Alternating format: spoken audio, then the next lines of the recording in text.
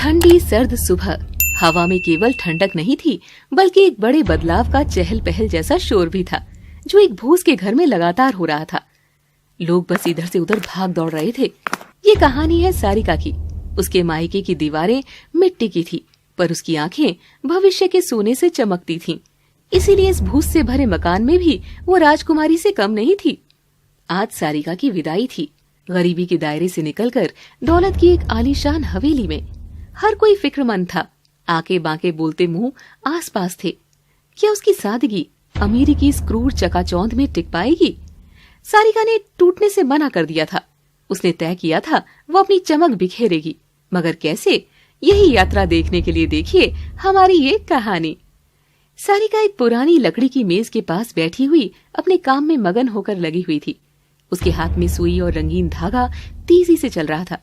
तभी सारिका की माँ लेखा वहां आकर बैठती है। उनके माथे पर चिंता की लकीरें थी। सारिका, ये क्या कर रही है पागल? इस फटीचर शॉल को फिर से सीने लग गई। अरे मैंने कल ही कहा था इस फटे कोने को रहने दे। इसे क्यों संवारने में लगी है? बेटी, तू पश्मीना और सिंदूरी ऊन के शॉल वाले घर जा रही है। ये तेरी इस पुरानी कला की कीमत क्या समझेंगे? वहाँ ये सब फकीर चंद ही माना जाएगा। कहीं कोई तुझे इस बात पर ताना ना मार दे। देखो धागा टूटता हुआ मेरे हाथ को छील दिया ना माँ। हाँ एक अकेला धागा, तो जब ये अकेला धागा एक गुच्छा बनता है तो वो कितने हाथों को गर्मी दे सकता है? मुझे मेरी गरीबी या इस फटी शॉल से कोई शर्म नहीं है।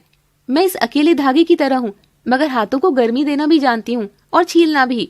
बेटिया, माना कि तुझे मैंने नाजू से पाला है, मगर है तो तू इस भूस के घर की गरीब लड़की, तो तेरी ये अकड़ कोई नहीं सुनेगा।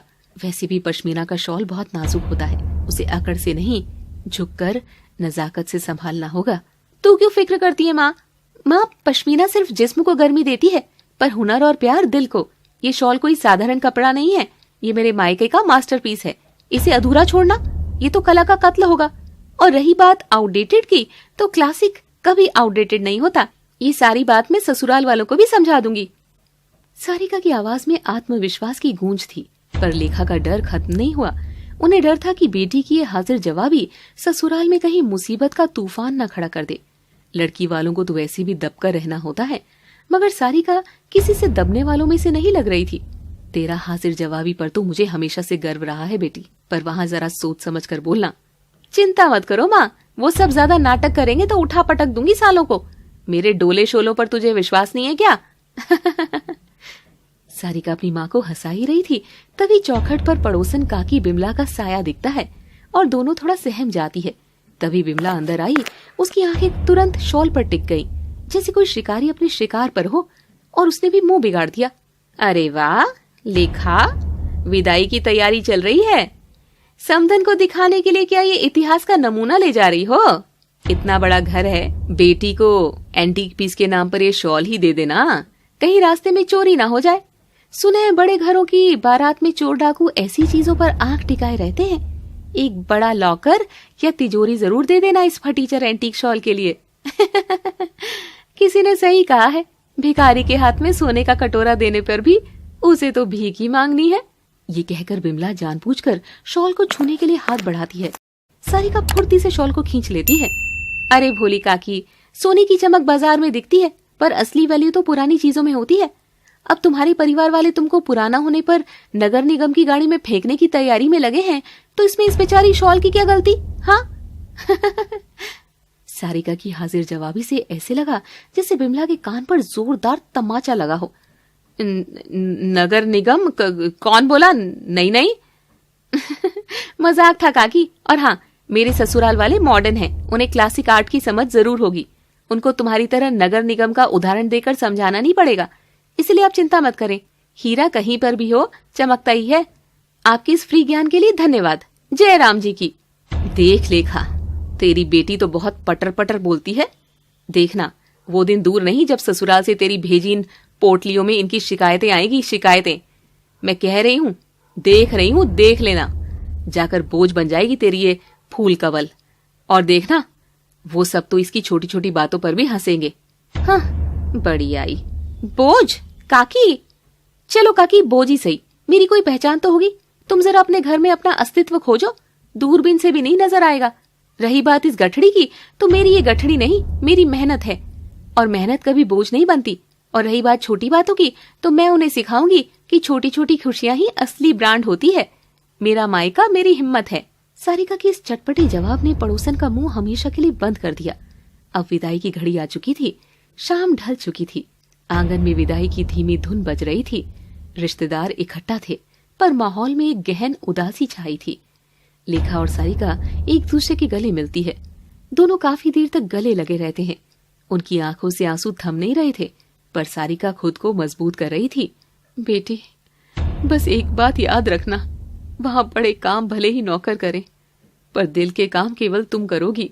तुम गरीब जरूर हो, पर तुम्हारे पास संस्कारों की दौलत है। अपनी चमक बनाए रखना और अपना आत्मसम्मान कभी मत खोना। ये मत भूलना कि ईमानदारी ही सबसे बड़ा गहना है। माँ, आप चिंता मत करो, तेरी ममता का मोल किसी हीरे से कम नहीं है। मैं साबित कर दूंगी कि हुनर और मेहनत के आगे कोई दौलत बड़ी नहीं होती। सारिका ने अपनी माँ के पैर छुए और एक गहरी सांस ली। गाड़ी की तरफ बढ़ते हुए वो आखिरी बार अपने भूस के घर को आंख भर देख रही थी। उसका हृदय भारी था। उसने पीछे मुड़कर देखा। उसका मायका छोटा था, पर उसकी हिम्मत पहाड़ जैसी थी। उसे नहीं पता था कि हवेली में उसका इंतजार सुमन नाम की एक ऐसी सासू माँ कर रही थी जिसका दिल पत्थरों से भी सख्त था और जुबान आग उगलती थी। शायद सारिका को अपनी जिस संस्कारों की दौलत पर गुमान था, वो सब वहाँ कुछ काम नहीं आए। सारिका गाड़ी में अपने पति विकास के साथ बैठ जाती है। वो सुबक रही थी। ये देखकर विकास का नरम दिल पसीज जाता है और वो धीमे से सारिका के हाथ के ऊपर अपना हाथ रख देता है। सारी कस्में याद आ जाती हैं। सारिका के मन में शादी की शुरुआत से ही कुछ सवाल थे, इसीलिए सारिका दबी जुबान में अपनी बात रखती है। क्या मैं एक सवाल पूछ सकती हूँ? हाँ, पूछो ना। अब तुम मेरी पत्नी हो, मेरे बराबर का हक है तुम्हें, इसलिए तुम जो चाहे वो पूछ सकती हो, मगर ऐसे दबी जुबान में नहीं, थोड़ा जोर से पूछो। नहीं, मुझे धीमा बोलना ही पसंद है, और माँ ने भी यही कहा है कि ससुराल में धीमा ही बोलना। अरे बाबा, ससुराल में बोलना अपनी सास के आगे बोलना, मगर अपने पति से ऐसा किस बात का शर्माना? मैं तो तुम्हारा दोस्त हूँ। विकास की ऐसी बात सुनकर के सारिका को थोड़ी सी हिम्मत मिलती है। मुझ में और मेरे परिवार में ऐसा क्या देखा आपने कि मुझ जैसी सादे घर वाली लड़की को अपने आलीशान महल के लिए आपने चुना? यहाँ तक कि अभी भी आप मुझे इतनी महंगी कार में लेने आए हैं। मैं तो कभी ऐसी कार में बैठी तक नहीं हूँ। मैं अभी तक इस बात को समझ नहीं पाई हूँ कि क्यों आखिर मुझ जैसी गरीब को इस अमीर घर की चौखट नसीब हुई। बताइए ना विकास जी, मैं चाहती हूँ हमारी शादी सच की बुनियाद से शुरू हो। हमारा तो कोई प्रेम संबंध भी नहीं था, तो फिर अरेंज मैरिज के लिए मुझ जैसी मामूली दर्जी की बेटी को क्यों चुना तुम्हारे परिवार ने? ये तुम कैसे सवाल कर रही हो? कुछ रोमांटिक बातें पूछो ना। विकास सारिका के अचानक से किए गए सवाल जवाब के अटैक से बच नहीं पाया और वो बस चुप हो गया। क्या थी आखिर गरीब घर की लड़की को अमीर घर की बहू बनाने की वजह? क्या चल रहा था विकास के मन के भीतर? सारिका अपने सवाल के जवाब का इंतजार कर रही थी और विकास बस चुप था। जब कुछ देर तक विकास कुछ नहीं बोला, तो सारिका भी अपना हाथ विकास के हाथ से छुड़ाकर चुपचाप खिड़की के बाहर देखने लगी और अपनी माँ, अपनी पुरानी जिंदगी को उसने अलविदा कह दिया। मगर वो इस बात से बेखबर थी कि उस घर में सास सुमन अभी उसका इंतजार कर रही है। सारिका ने तो अपनी गठड़ी बांध ली। अब देखना यह है कि क्या ये मास्टरपीस हवेली के गुरूर को तोड़ पाएगा और गरीब बहू वहाँ रानी बन पाएगी। इंतजार कीजिए अगले एपिसोड का और देखते रहिए हमारी नई कहानी मायका वर्सेस ससुराल में गरीब बहू की केयर केवल काका टीवी पर। Thanks for watching. Please do like, share, comment and subscribe. Car की पिछली सीट पर सारिका की चुप्पी खिड़की से बाहर भागते शहरों और खेतों से ज्यादा तेज थी। विकास, उसका पति, उसकी तरफ न देखने का नाटक कर रहा था। अपनी शेरवानी के बटन बार बार ठीक कर रहा था। बताइए ना विकास, मुझ में और मेरे परिवार में ऐसा क्या देखा आपने? ये सवाल भी अब हवा में गूंज रहा था। तभी विकास के कानों में उसकी माँ सुमन की आवाज गूंज पड़ती है। विकास, याद रख, अगर एक फटीचर लड़की को घर की बहू बनाएगा तो वही तेरे पाँव की जूती भी बनकर रह सकेगी। मुझे इस घर में बहू नौकरानी जैसी चाहिए, महारानी जैसी नहीं। आजकल की अमीर लड़कियां बेलगाम हो रही है, इसीलिए ऐसी बेचारी टाइप लड़की से तेरी शादी तय की है जो आंख के इशारे से घर में चलेगी, समझा? और तभी विकास का ध्यान सारिका की आवाज से टूटता है। अगर आपको मेरे परिवार की सादगी या मेरी गरीबी से कोई शर्म है तो अभी बता दीजिए। मैं वापस जाने से नहीं डरती। मुझे ये पश्मीना शॉल नहीं चाहिए जिसके लिए झुकना पड़े। मैं ये ठंड सहने को तैयार हूँ। विकास झल्ला उठा। उसने कार रोकी और सामने की सीट पर हाथ पटकता हुआ सारिका की तरफ मुड़ता है और उसे कसकर घूरता है। सारिका उसे इतना कड़क होता देखकर घबरा रही थी। ओहो, कोई टीवी सीरियल चल रहा है क्या यहाँ? सारिका प्लीज, ये कोई फिल्मी डायलॉग नहीं है। ये सब आत्मसम्मान और वापस जाना बंद करो। बात सिर्फ इतनी है कि मम्मी ने कहा था कि अगर बहू गरीब घर की होगी तो हमारे एहसानों तले दबी रहेगी और कभी जुबान नहीं खोलेगी। ये उनका सीधा सा गणित था। वो चाहती थी कि मैं अपनी तरह की किसी दब्बू लड़की से शादी करूं, जो मेरी माँ की हाँ में हाँ और ना में ना मिलाकर उनके राज में शांति से रहे, समझी? सारिका का दिल टूट गया था, पर हिम्मत नहीं। मतलब मैंने कोई हीरा नहीं जीता, मैं सिर्फ एक सस्ता सौदा हूँ, एक ऐसी कठपुतली जो आपके महल में सर झुका कर रहेगी। हे भगवान, डायलॉग पर डायलॉग। तुम्हारी माँ ने क्या खिलाकर बड़ा किया था तुम्हें? ऐसा नहीं है सारिका, मैंने तुम्हें पहली बार में जब देखा था तब तुम मुझे असली लगी थी। तुम बाकी लड़कियों जैसे दिखावे से भरी नहीं हो, इसलिए तुम मेरे साथ हो। पर माँ ने तुम्हें इसलिए चुना क्योंकि वो समझती हैं कि तुम्हारे पास उन्हें पलटकर जवाब देने की हिम्मत नहीं होगी। ठीक है विकास, आपकी माँ की गलतफहमी दूर करना मेरा पहला काम होगा। उन्हें पता चलेगा कि हुनर और आत्मसम्मान किसी तिजोरी में बंद नहीं होते। अब चलो, हवेली बहुत इंतजार कर चुकी है। जैसे ही सारिका ने गाड़ी से उतरकर सुमन निवास की विशाल चौखट पर पैर रखा, जोश ने नहीं बल्कि खामोशी ने उसका स्वागत किया। पूरा घर सोने, मार्बल और महंगे पर्दों से भरा हुआ था, पर इसमें अपनेपन की गर्माहट की कमी थी। एक पल के लिए सारिका की नजर छत की ओर उठी। उसे अपना भूस का घर याद आया, मानो वो असली था और ये बनावटी। तभी सामने के ड्राइंग रूम से एक पतली पहनी आवाज आई। ओहो, आ गई मायके की विरासत। विकास, जरा अपनी इस छबीली को बता दो कि हमारे घर में हर चीज का एक स्तर है, एक प्रोटोकॉल है, उसे फॉलो कर ले, नहीं तो मायके का रास्ता नाप ले अभी से। सुमन साक्षात देवी की मूर्ति जैसी दिख रही थी। महंगी सिल्क की साड़ी, गले में हीरों का सेट, पर आंखें बिल्कुल गुरूर से भरी। उसके पास उनकी बेटी चंचल खड़ी थी। उसकी निगाहें सारिका के पुराने शॉल पर टिकी थी, जिसे सारिका ने संभाल कर पकड़ा था। हाय भाभी, ये क्या? वेलकम के लिए आप ये फटीचर शॉल लेकर आई हैं? क्या आपको नहीं पता कि आजकल ऐसे रफ कपड़े विंटेज मार्केट में भी कोई नहीं पूछता? इसे तुरंत नौकरों के क्वार्टर में रखवा दीजिए, वरना हमारे सोफे पर इसकी मिट्टी लग जाएगी। हेलो चंचल, माफ करना, अपनी ननद की बात काटना मेरा धर्म तो नहीं है, मगर बता दूं कि ये मिट्टी नहीं है, ये मेरे मायके की याद है। इस शॉल का हर धागा मेरी माँ के हुनर की कहानी कहता है। सुमन का चेहरा तमतमा गया। उनके दब्बू बहू वाले गणित में ये हाजिर जवाबी बिल्कुल फिट नहीं बैठ रही थी। बाप रे, एक हाथ जितनी जुबान चौखट के भीतर घुसते ही तेरी बीवी तो बड़ी पैनी जुबान की निकली रे विकास। वो माँ, वो नहीं तो सभी चीज पैनी होती हैं, मगर शायद धीरे धीरे इसकी भी धार ढीली पड़ जाए। डोंट वरी, मैं इसे समझा दूंगा। समझाना पड़ेगा वरना। और देखो सारिका, तुमने अभी अभी इस घर में कदम रखा है और तुम्हारी जुबान इतनी तेज चल रही है। तुम्हारी माँ ने तुम्हें संस्कार नहीं सिखाए? हमारे घर में बहुएं, खासकर तुम्हारी जैसी फटीचर बस्ती वाली, बड़ों के सामने सर झुकाकर और धीमा बोलकर ही रहती हैं। माँ जी, माँ ने कहा था कि धीमा बोलना अच्छा है और मैं सर जरूर झुकाऊंगी। आप मेरी माँ जैसी हैं। आपके आगे सर झुकाने में मुझे कोई झिझक नहीं, मगर बस आपके अनुभव को सम्मान देने के लिए, पर अपनी आवाज दबाने के लिए नहीं। हुनर को गरीबी से तोलना मेरे मायके का संस्कार नहीं है। और रही बात काम की, तो मैं इस घर में बहू बनकर आई हूँ, नौकरानी नहीं। विकास वहाँ खड़ा बस पसीना पोंछ रहा था। उसका डर सही साबित हो रहा था। उसकी बीवी तो आधे ही पंगे ले रही थी। राम रे राम, बस भी करो रे भाभी, कितनी आग उगलोगी। भैया, अपनी बीवी को उठाओ और अपने कमरे में पटको। आज का तमाशा यही खत्म करना बेहतर है। चंचल विकास को आंख मार के बात को यहीं रफा दफा कर देती है और विकास सारिका से नाराज हो जाता है। जी क्या हुआ आपको? आप करवट मोड़ कर लेट गए? हाँ तो और क्या करूं? तुम्हारी शक्ल देखो, कलेशी औरत से मैं बात करना पसंद नहीं करता। Good night. बेचारी सारिका भी चुप करके लेट जाती है। जिस चीज के लिए उसे उसकी माँ ने समझाया था, उसने आखिर में वही पंगा कर डाला था। उधर सुमन अपनी नई बहू के इस रवैये से मन ही मन भीतर से किलसे जा रही थी। और अगले दिन सुबह सुमन ने सारिका की परीक्षा लेने का फैसला कर लिया। उसने सारिका को अपनी महंगी रसोई में बुलाया और पूरे घर के लिए शाही पुलाव बनाने की जिम्मेदारी दी। हाँ, वैसे तो ये ऑर्डर देते हुए मैं ही पागल लग रही हूँ। तुम जैसी फटीचर घरवाली कहाँ ही शाही पुलाव जानती होगी। दाल रोटी तो मुश्किल से जुड़ा पाती होगी, है ना? जो हुआ माँ जी। सारिका ने पुलाव बनाना शुरू किया, मगर अपने आत्मसम्मान को लेकर उसमें जो गुरूर था वो कहाँ ही सारिका को चुप रहने देता, और वो भी अपनी सास की चुटकी लेने लगती है। क्या बात है, इतनी सीटी लगने पर भी चावल पक नहीं रहे। लगता है बड़े घर के चावल कच्चे ही होते हैं, जो अमीरी से नहीं बल्कि प्यार से पकते हैं। सुमन ये सुनकर खींच गई थी। हो ना हो, बहू के आगे हारने का डर सास को तो सताने लगता ही है।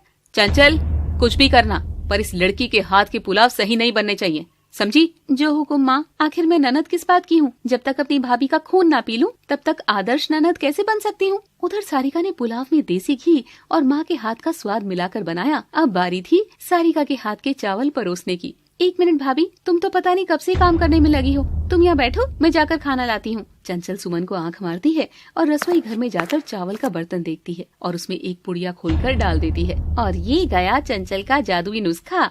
अब देखो कैसे मेरी प्यारी भाभी की डिश सुपर हिट होगी। चंचल खाना परोसती है और सब जैसी खाते हैं, सबसे पहले विकास मुंह बनाता है। सारिका एक्साइटेड होकर उन्हें देख रही थी। कैसा है? थू थू, जहर है, बेकार बकवास एकदम। सारिका, अगर तुमको नहीं बनाना आता तो माँ को मना कर देना था ना। इतनी बड़ाई की भूखी हो तो ऐसा जहर बनाने के लिए इतना भाषण दे रही थी। मगर महक तो ठीक आ रही थी। वो महक इन महंगे चावलों और देसी घी की थी बहू, जो तुमने तो कभी अपने मायके में देखा नहीं होगा। इसीलिए हो ना हो, नाप तोल का थोड़ा अंदाजा बैठा नहीं। कोई बात नहीं, कल से तुमसे बस दाल रोटी ही बनवाएंगे। सुमन खुश होकर के अपनी बेटी चंचल को आंख मारती है और ये चीज सारिका देख लेती है। सारिका समझ गई थी कि माँ बेटी की मिली भगत है। दोनों ने जानबूझकर सारिका को ऊपर नहीं उठने दिया। ये देख करके सारिका अपनी माँ को फोन लगाती है और फोन पर रोने लग जाती है। माँ, ये सब लोग बुरे लोग हैं माँ। नहीं, शॉल की कारीगरी समझ में नहीं आती है और न ही मेरा कोई हुनर। सास अपना ताना देने से नहीं चूकती और ननद अपनी बदमाशियों से नहीं चूकती। मुझे अच्छा नहीं लग रहा माँ। बेटा, मैंने तुझे क्या समझाया था? मायके जैसी जगह तुझे वहाँ नहीं मिलेगी, जहाँ पर तेरे संस्कारों की, तेरी सादगी नहीं है, तेरी कला की कीमत समझी जाए। वहाँ तुझे खुद अपनी जगह बनानी होगी, अपनी पहचान बनानी होगी। तू तो भाग्यशाली है जो तुझे सताने को सास मिली, छेड़खानी करने को ननद। मुझ अभागन को तो परिवार के नाम पर बस खाली घर मिला था। तो बेटी, जब तक रसोई में 4 बर्तन बजे ना, घर घर सा नहीं लगता। मन छोटा मत कर, बस कोशिश करती रहे। लेखा की बात से सारिका को और अधिक चिढ़ मचती है और वो क्रोध से फोन रख देती है। एक माँ ही है जिसे मैं कुछ भी कह सकती हूँ, लेकिन वो मेरी कुछ सुनती नहीं है। आज के बाद मुझ पर कुछ भी बीतेगी, तब भी मैं माँ से कभी जिक्र नहीं करूँगी। माँ, तुम चाहती हो ना कि मैं बस यहीं पर रहूँ, तो मैं सहूँ या लड़ूं, तुझे कभी कुछ नहीं कहूँगी, कुछ नहीं। क्या सारिका ससुराल का प्यार और परवाह पा सकेगी? देखिए आगे की कहानी केवल काका टीवी पर। Thanks for watching. Please do like, share, comment and subscribe. अगली सुबह सुमन निवास पर तनाव का माहौल काफी भयंकर था। पिछली रात पुलाव में हुई गड़बड़ी की वजह से भी सारिका जानती थी कि चंचल की करतूत के बाद घर में एक शीत युद्ध शुरू हो चुका था। सारिका का दिल जानता था कि उसे फंसाया गया है, लेकिन उसके पास कोई सबूत नहीं था। रात भर लेखा की बातें उसके कानों में गूंजती रही थी। सारिका ने तय किया, अब वो कोशिश नहीं बल्कि पलटवार करेगी। इधर सुमन ने घोषणा की थी कि अब से सारिका केवल दाल रोटी ही बनाएगी। जिसका काम उसी को साजे, जो काम बहू के बस का है ही नहीं, फिर क्यों बेचारी पर बोझा डालना है? हाँ बहू, तू बस तेरा रूखा सूखा दाल रोटी ही बना ले, बाकी 36 पकवान नौकरों से बनवा लूंगी। सुमन के इस ऐलान में सारिका के लिए खूब सारा ताना छिपा हुआ था, लेकिन सुमन को पता नहीं था कि सारिका की दाल रोटी किसी शाही पुलाव से कम नहीं थी। उस दिन उन्हें गर्मागर्म मिक्स दाल और पतली फूली हुई बाजरे की रोटी परोसी गई। साथ में था घर का बना सफेद मक्खन, हरी मिर्च का अचार और थोड़ी सी गुड़ की भेली। छी, अगर ये इतना हैवी खाना है तो वॉक पर क्यों जा रही हूँ? ये सब चर के ही तो घर पर पड़ी पड़ी भैंसियां हो जाती हूँ ना। ओके ठीक है, मैं हटा देती हूँ और आप लोगों के लिए पानी में उबली हुई सब्जियां लाती हूँ। मगर दाल की खुशबू सुमन के नाक में रह रहकर जा रही थी और वो खुद पर काबू नहीं कर पा रही थी। चंचल, पहले चख लो खाना, फिर मुंह बनाना। यक, माँ ये क्या बदबू है? ये हैवी दाल, मेरा तो वेट गेन हो जाएगा। नाबा बना, मेरे बस की नहीं है। मैंने तुम्हें दाल रोटी बनाने को कहा था। ये कौन सा गांव का गोबर गारा लेकर आई हो? हमारे घर में ऐसी देसी खाने की जगह नहीं है। माँ जी, ये गोबर गारा नहीं है, ये जमीन से जुड़ा हुआ खाना है। बिना कौर लिए कैसे कह सकती है कि ये बकवास है?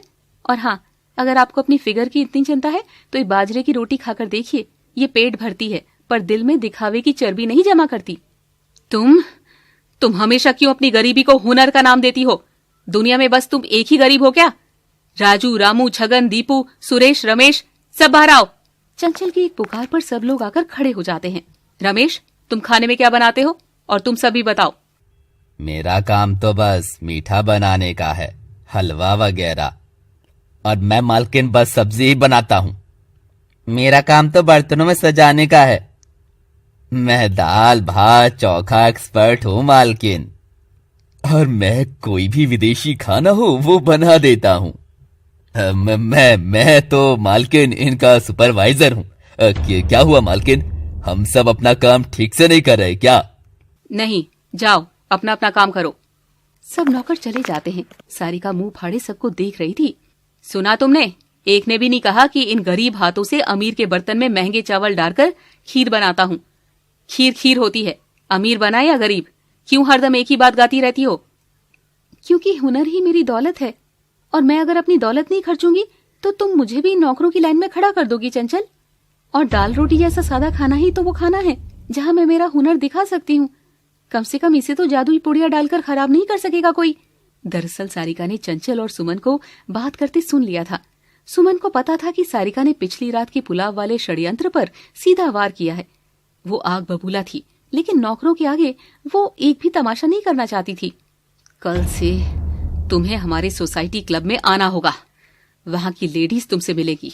उन्हें बताना कि तुम मेरे शाही खानदान की बहू हो, ना कि किसी फकीर के घर की। और अगर वहां तुम्हें अपना लिया गया तो मान लो हो गई तुम्हारी तो बल्ले बल्ले। सारिका समझ गई थी कि सुमन अब उसका अपमान चार दीवारी के अंदर नहीं बल्कि पूरी सोसाइटी के सामने करना चाहती है। उस शाम सारिका अपने कमरे में बैठी अपनी माँ के शॉल को सहला रही थी। दरवाजा खुला और विकास अंदर आया, जिसका चेहरा तनाव से भरा था। जरूर सास ने अब तक उसके कान भर दिए थे। अब तो सारिका भी इन सब की आदी हो गई थी। सारिका, तुम्हें मेरी माँ से ऐसे बात नहीं करनी चाहिए, वो तुम्हारी सास हैं। और आप मेरे पति हैं।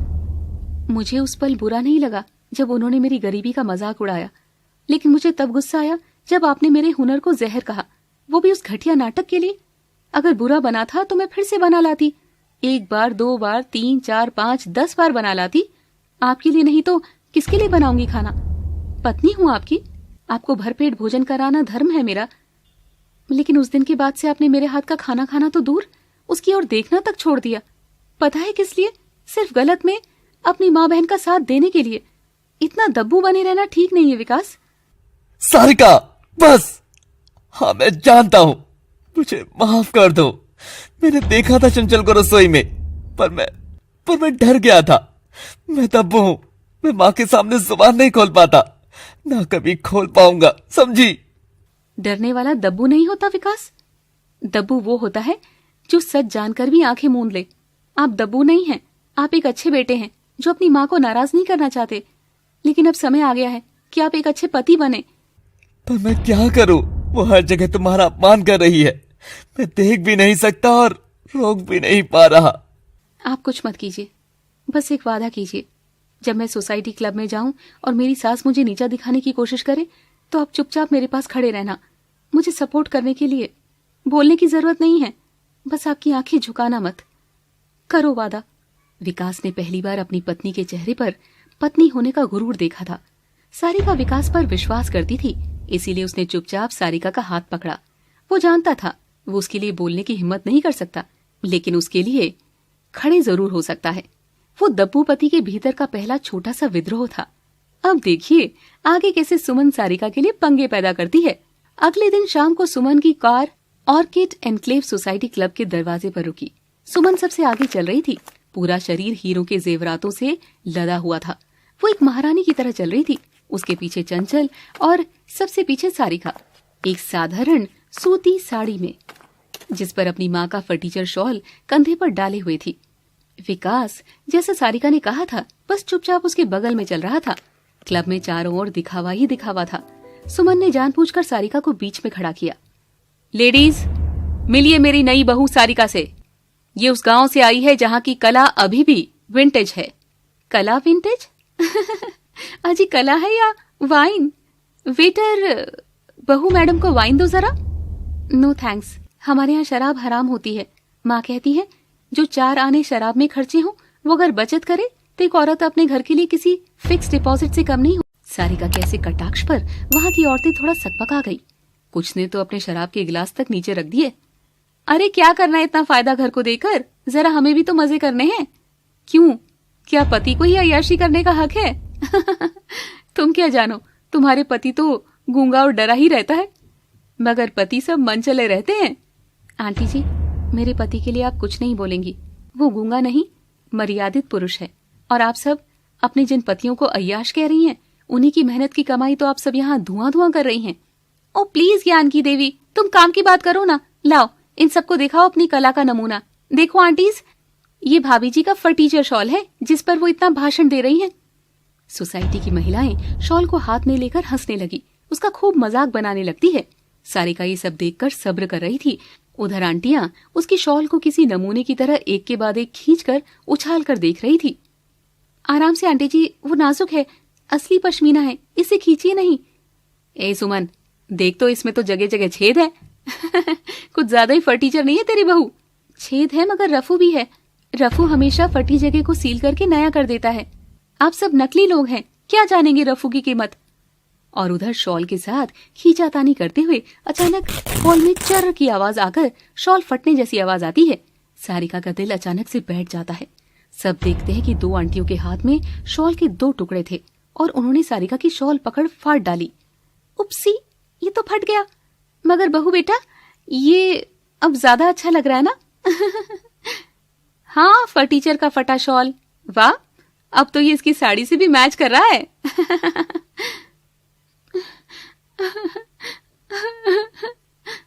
सारिका कुछ नहीं बोलती और अपना फटा शॉल थामे बैठकर बस रोती रहती है। देखिए आगे क्या सारिका अपनी इस चोट का बदला ले पाएगी। जानने के लिए देखिए आगे की कहानी केवल काका टीवी पर। Thanks for watching. Please do like, share, comment and subscribe. Sarika फटे हुए शॉल के दोनों टुकड़ों को थामे बैठी थी। उसकी आंखों से आंसू रुकने का नाम नहीं ले रहे थे। वो सिर्फ एक कपड़ा नहीं था, ये उसकी माँ का दिया गया प्यार था, उसके मायके की स्मृति थी। सोसाइटी की लेडीज और सुमन, चंचल ठहाके लगाकर हंस रहे थे जैसे उन्होंने कोई बड़ा काम कर दिया हो। अरे वाह, अब ये फटे हुए 2 टुकड़े आर्ट कहलाएंगे, गरीबी की आर्ट। माँ, जल्दी से इनकी फोटो ले लो, शायद अगले साल फैशन में आ जाएं। कोई बात नहीं सारिका, गांव का फटे पुराने कपड़ों का मोह छोड़ो। चलो यहाँ आओ, मेरे ये हीरे का हार पहन लो, तभी तो शाही खानदान की बहू लगोगी। सुमन वो सारिका के आत्मसम्मान को कुचलना चाहती थी। सारिका रोते हुए शॉल को उठाकर अपनी सास के पास जाकर उसका दिया हुआ हार थामती है और उसको गले में पहनने की बजाय उसको तोड़ देती है। अब वहाँ हीरे मोती बिखरे हुए थे। बदतमीज, मेरा 25 लाख का हार तूने तोड़ा कैसे? ये कोई तेरी फटीचर शॉल नहीं है, गवार लड़की। माफ करना माँ जी, आपको कम से कम अपने हार की कीमत तो पता थी, मगर मेरे लिए तो मेरे शॉल की कोई कीमत नहीं थी, वो अमूल्य थी। माँ, मैंने सब हीरे चुग लिए हैं, ज्वेलर को बोलकर ठीक करा लेंगे। करेक्ट, मैं भी तो यही समझा रही थी कि रफू हर कोई कराता है, बस सबकी चीजें और तरीके अलग होते हैं। आपने टूटे को जोड़ा और मैंने फटे हुए को जोड़ा, बस। सारिका की इस बात पर पूरे हॉल में शांति छा गई थी। सब जानते थे कि सारिका ने बात पते की करी है। विकास, जो अभी तक चुपचाप खड़ा था, उसने पहली बार अपनी सास के चेहरे पर नजरें गड़ाई। वो देख रहा था कि सारिका की सच्चाई और आत्मविश्वास ने किस तरह सुमन के दिखावे भरे अहंकार को एक पल में चकनाचूर कर दिया था। मगर सास की अकड़ तो सास की ही होती है। सुमन आग बबूला हो गई, लेकिन वो कुछ कह नहीं पाई क्योंकि सोसाइटी की कई लेडीज के चेहरों पर पहली बार शर्म का भाव था। मुझे माफ करना, हमें ऐसा मजाक नहीं करना चाहिए था। बस, बहुत हो गया ड्रामा। सारिका, कल से तुम्हारी परीक्षा शुरू है। अगले दिन सुमन ने अपनी परीक्षा की घोषणा कर दी। सारिका, तुम इतनी बड़ी बड़ी बातें करती हो ना अपने हुनर की, कल इसी सोसाइटी क्लब में एक पाक कला प्रतियोगिता है, तुम्हें उसमें भाग लेना होगा। यहाँ के लोगों को हराओ और घर में जगह पाओ, सीधी बात। मुझे मंजूर है माँ जी, पर मेरी शर्त सुन लो। तुम्हें केवल सादा देसी खाना नहीं बनाना है, कोई फैंसी विदेशी व्यंजन ही बनाना है। और अगर तुम हार गई तो तुम्हें हमेशा के लिए बिना कुछ बोले चुपचाप रसोई के कोने में पड़े रहना होगा। और अगर मैं जीत गई? अगर तुम जीत गई तो मैं तुम्हें अपने मायके जाकर माँ के हाथ का खाना खाने की इजाजत दूंगी और तुम्हारी सास होने के नाते मैं तुम्हारे मायके की तारीफ करूंगी, यहाँ तक कि मैं खुद भी मायके जाकर रफू करना सीखूंगी। ये सुनते ही सारिका के चेहरे पर एक चमक आ गई। मायके जाकर माँ से मिलना उसके लिए हीरे के हार से बड़ी दौलत थी। उसने तुरंत चुनौती स्वीकार कर ली। उस रात सारिका अपने कमरे में बैठी, वो खुश थी। विकास कमरे में आया और चुपचाप उसके बगल में बैठ गया। सारिका, तुम मेरी माँ को चुनौती दे रही हो। मैं तो माँ को हारते नहीं देख सकता, मगर सच कहूँ तो मैं तुम्हें जीतते देखना चाहता हूँ। मगर वो बहुत चालाक है। और तुम सचमुच कल विदेशी खाना कैसे बनाओगी? तुमको तो ये सब कहाँ ही आता होगा, मुझे फिक्र हो रही है। हाँ विकास जी, मैं दाल चावल बनाने वाली कैसे ये सब बनाऊंगी। सारिका, मैंने तुम्हें कल देखा, तुम कितनी मजबूत हो। मुझे माफ कर दो कि मैं तुम्हारी माँ की निशानी नहीं बचा पाया, लेकिन अब मैं अपनी गलती सुधार करना चाहता हूँ। मैं आज रात भर जागकर तुम्हें विदेशी खाना बनाने की रेसिपी इंटरनेट पर दिखाता हूँ। उसे देखकर तुम्हें बहुत मदद मिलेगी। कोई बात नहीं विकास, आपने कल मेरी माँ की निशानी भले न बचाई हो, लेकिन आपने मेरा मान जरूर बचाया। विकास, आप मेरे बगल में खड़े थे, आपने नजरें नहीं झुकाई। मेरे लिए वो ही मेरा सबसे बड़ा सपोर्ट था। अब बस आप कल के लिए एक काम कीजिए। बोलो। कल प्रतियोगिता में मेरी सास के सामने जोर से घोषणा करना कि मेरी माँ और पत्नी ने मेरे और मेरे पिता के लिए मांस मच्छी खाना छोड़ दिया है। क्या? पर तुम तो मेरे लिए, मगर इससे तो माँ को। बस मुझे कोई सफाई नहीं देनी है, बस इतना ही करना। विकास जानता था कि सुमन को इस बात से कितनी तकलीफ होगी, क्योंकि वो चाहती थी कि उनकी बहू उनके शाही स्वाद को अपनाए। ये सारिका का पहला सीधा पलटवार था। पता नहीं उसके दिमाग में क्या चल रहा था। अगले दिन सोसाइटी क्लब प्रतियोगिता के लिए पूरी तरह से तैयार था। एक तरफ महंगे मसालों से सजी पनीर की खुशबूदार सब्जियां और विदेशी सॉस वाले व्यंजन रखे थे, और दूसरी तरफ सारिका का साधारण मगर आकर्षक काउंटर था। ये मेरा काउंटर इतना सादा क्यों है? विदेशी खाने के लिए ये सब सामान? यही तो चैलेंज है बिटिया।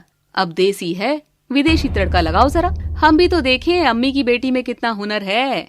माँ, मुझे एक खबर मिली है, पता नहीं कैसे, मगर मैंने तो सुना है कि लेडी 4 एक इटालियन शेफ को हरा कर आई हैं। सारिका आंख बंद करती है और अपने जीवन का सारा हुनर उस कढ़ाई में छोंकने लगती है। दाल चावल से ज्यादा विदेशी क्या ही होगा। अब इसे दूंगी मैं विदेशी तड़का। सारिका सब्जियां काटकर दाल छोंक लगाती है और चावल को उबालने रख देती है। वो थाल उठाती है और उसे रख दी है। तभी एक बर्तन में कुछ ढका हुआ था। सारिका बर्तन का ढक्कन हटाती है और थाल में औंधा मार देती है।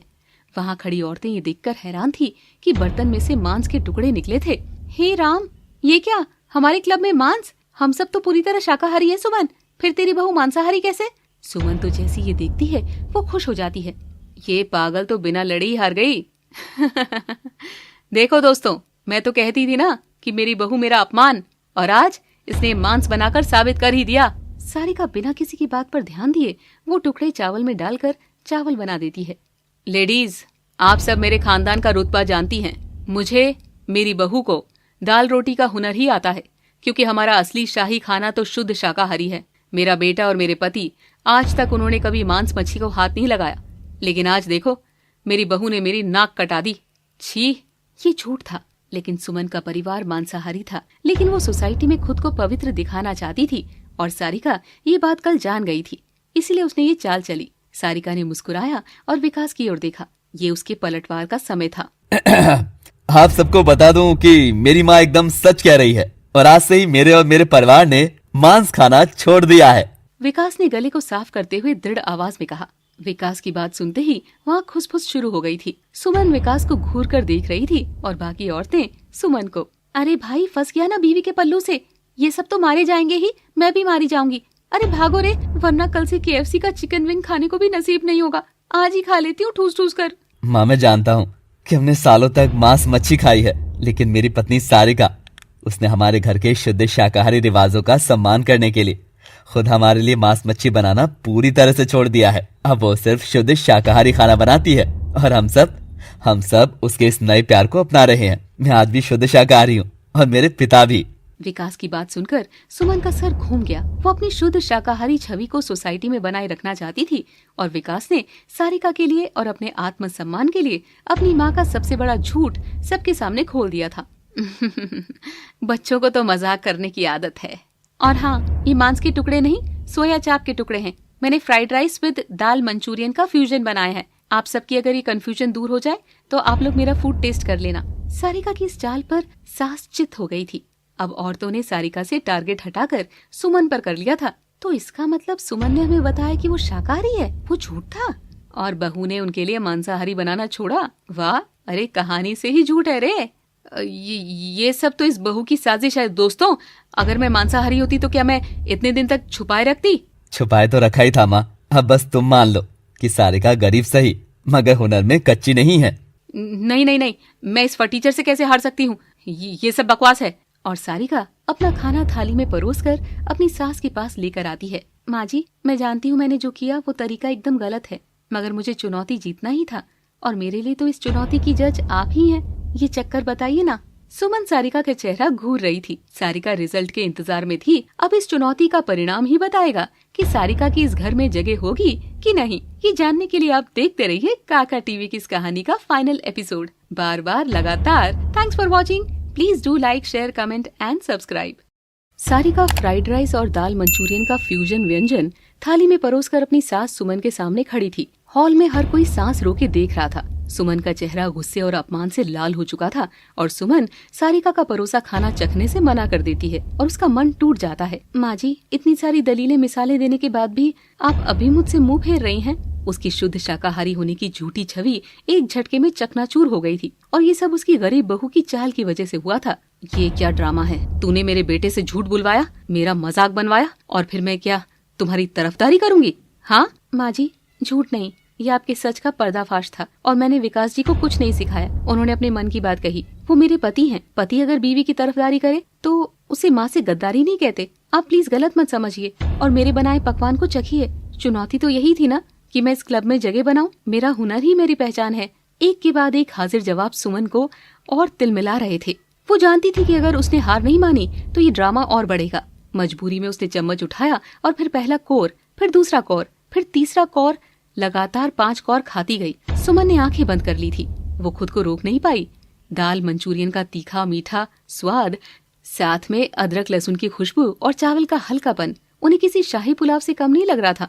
सारिका के दाल रोटी में जो जादू था वही जादू इस विदेशी फ्यूजन में था और ये स्वाद सीधा दिल को छूने वाला था। ये बस ठीक है। क्या माँ? बस ठीक है? जिस तरह तुम गपागप खाए जा रही थी ये तो ठीक से कहीं ज्यादा लग रहा था। हाँ बस ठीक है, ज्यादा अच्छा भी नहीं है पर खाने लायक है। बेचारी सारिका कितना ही कर ले, अपनी सास को तो इम्प्रेस नहीं कर पाई। मगर वहाँ हॉल में मौजूद सभी लोगों ने जब सारिका का बनाया पकवान चखा तो सबके मुंह से एक ही बात निकली, भाई वाह, मजा आ गया। वाह भाभी, आज पता चला कि ये वेज फूड भी इतना टेस्टी हो सकता है। वाह वाह। सुमन अपनी बेटी को कस के घूर के देखती है, तभी भीड़ में से किसी और की जोर से आवाज आती है, वाह रे, तुम तो यहाँ भी अपनी माँ के हुनर की खुशबू फैला रही हो। तुम्हारे हाथ में तो जादू है बेटी। मुझे तो मालूम ही नहीं था कि जिसकी जुबान इतनी तेज चलती है उसके हाथ से इतना गजब का स्वाद बाहर आ सकता है। वाह, मजा ही आ गया। सुमन, चंचल और बाकी लेडीज हैरान थे। बिमला जो खुद को बहुत ऊंचा मानती थी आज एक गरीब बहू की तारीफ कर रही थी। ये क्या बकवास है? बिमला, तुम इस फटीचर लड़की की तारीफ कर रही हो? सुमन, तुम हमेशा दिखावे में जीती रही हो, लेकिन आज इस लड़की ने अपनी सादगी से तुम्हें हरा दिया है। हुनर गरीबी या अमीरी का मोहताज नहीं होता। मैं भी ये बात मान गई हूँ। तुम भी मान लोगी तो अच्छा ही होगा। वैसे बता दूं कि ये मेरी पड़ोसन की बेटी है और आज मुझे अपनी पड़ोस पर गर्व है। शाबाश सारिका। सारिका का सीना गर्व से चौड़ा होता जाता है और वो अपनी सास के सामने अकड़ कर खड़ी हो जाती है। मैं चुनौती जीतने के लिए तैयार हूँ। क्या आप हारने के लिए तैयार हैं सासू माँ? देखा, मैं कहती थी ना कि हुनर को औकात से मत तोलिए, ऐसे में आपको ही मुंह की खानी पड़ेगी। अचानक क्लब के दरवाजे पर फिर से हलचल हुई। एक साधारण पर साफ सुथरी सूती साड़ी में दरवाजे पर खड़ी थी सारिका की माँ लेखा। ये क्या मनमानी है? इस भिखारन को यहाँ किसने बुलाया और क्यों? शर्त अभी तक पूरी नहीं हुई है, समझी ना? वो माँ, मैंने इनको यहाँ बुलाया है, एक बार इनकी सुन तो लो। सारिका, मेरी बेटी। माँ।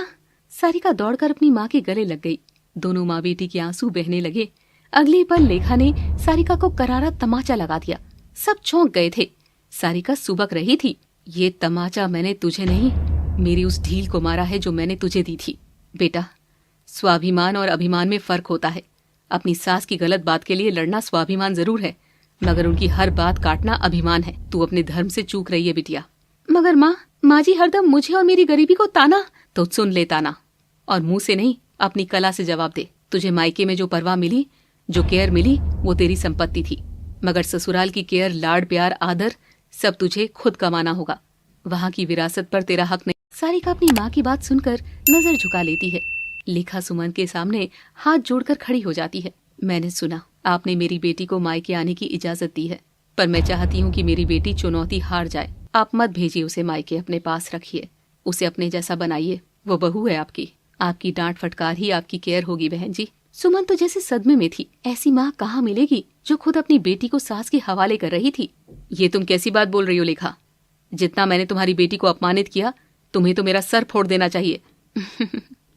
नहीं समधन जी, मैं गरीब हूँ पर बेवकूफ नहीं। मैंने अपनी बेटी को ईमानदारी और हुनर की दौलत दी है, मगर उस दौलत पर पहले आपका हक है। आप जैसे चाहे मेरी बेटी को रख सकती हैं। मुझे माफ करना। अगर इसने आपके परिवार की मान मर्यादा को ठेस पहुंचाई हो। अपनी माँ को झुकता देख सारिका भी अपनी सास के आगे हाथ जोड़कर खड़ी हो जाती है। सुमन तो कुछ बोल ही नहीं पाई।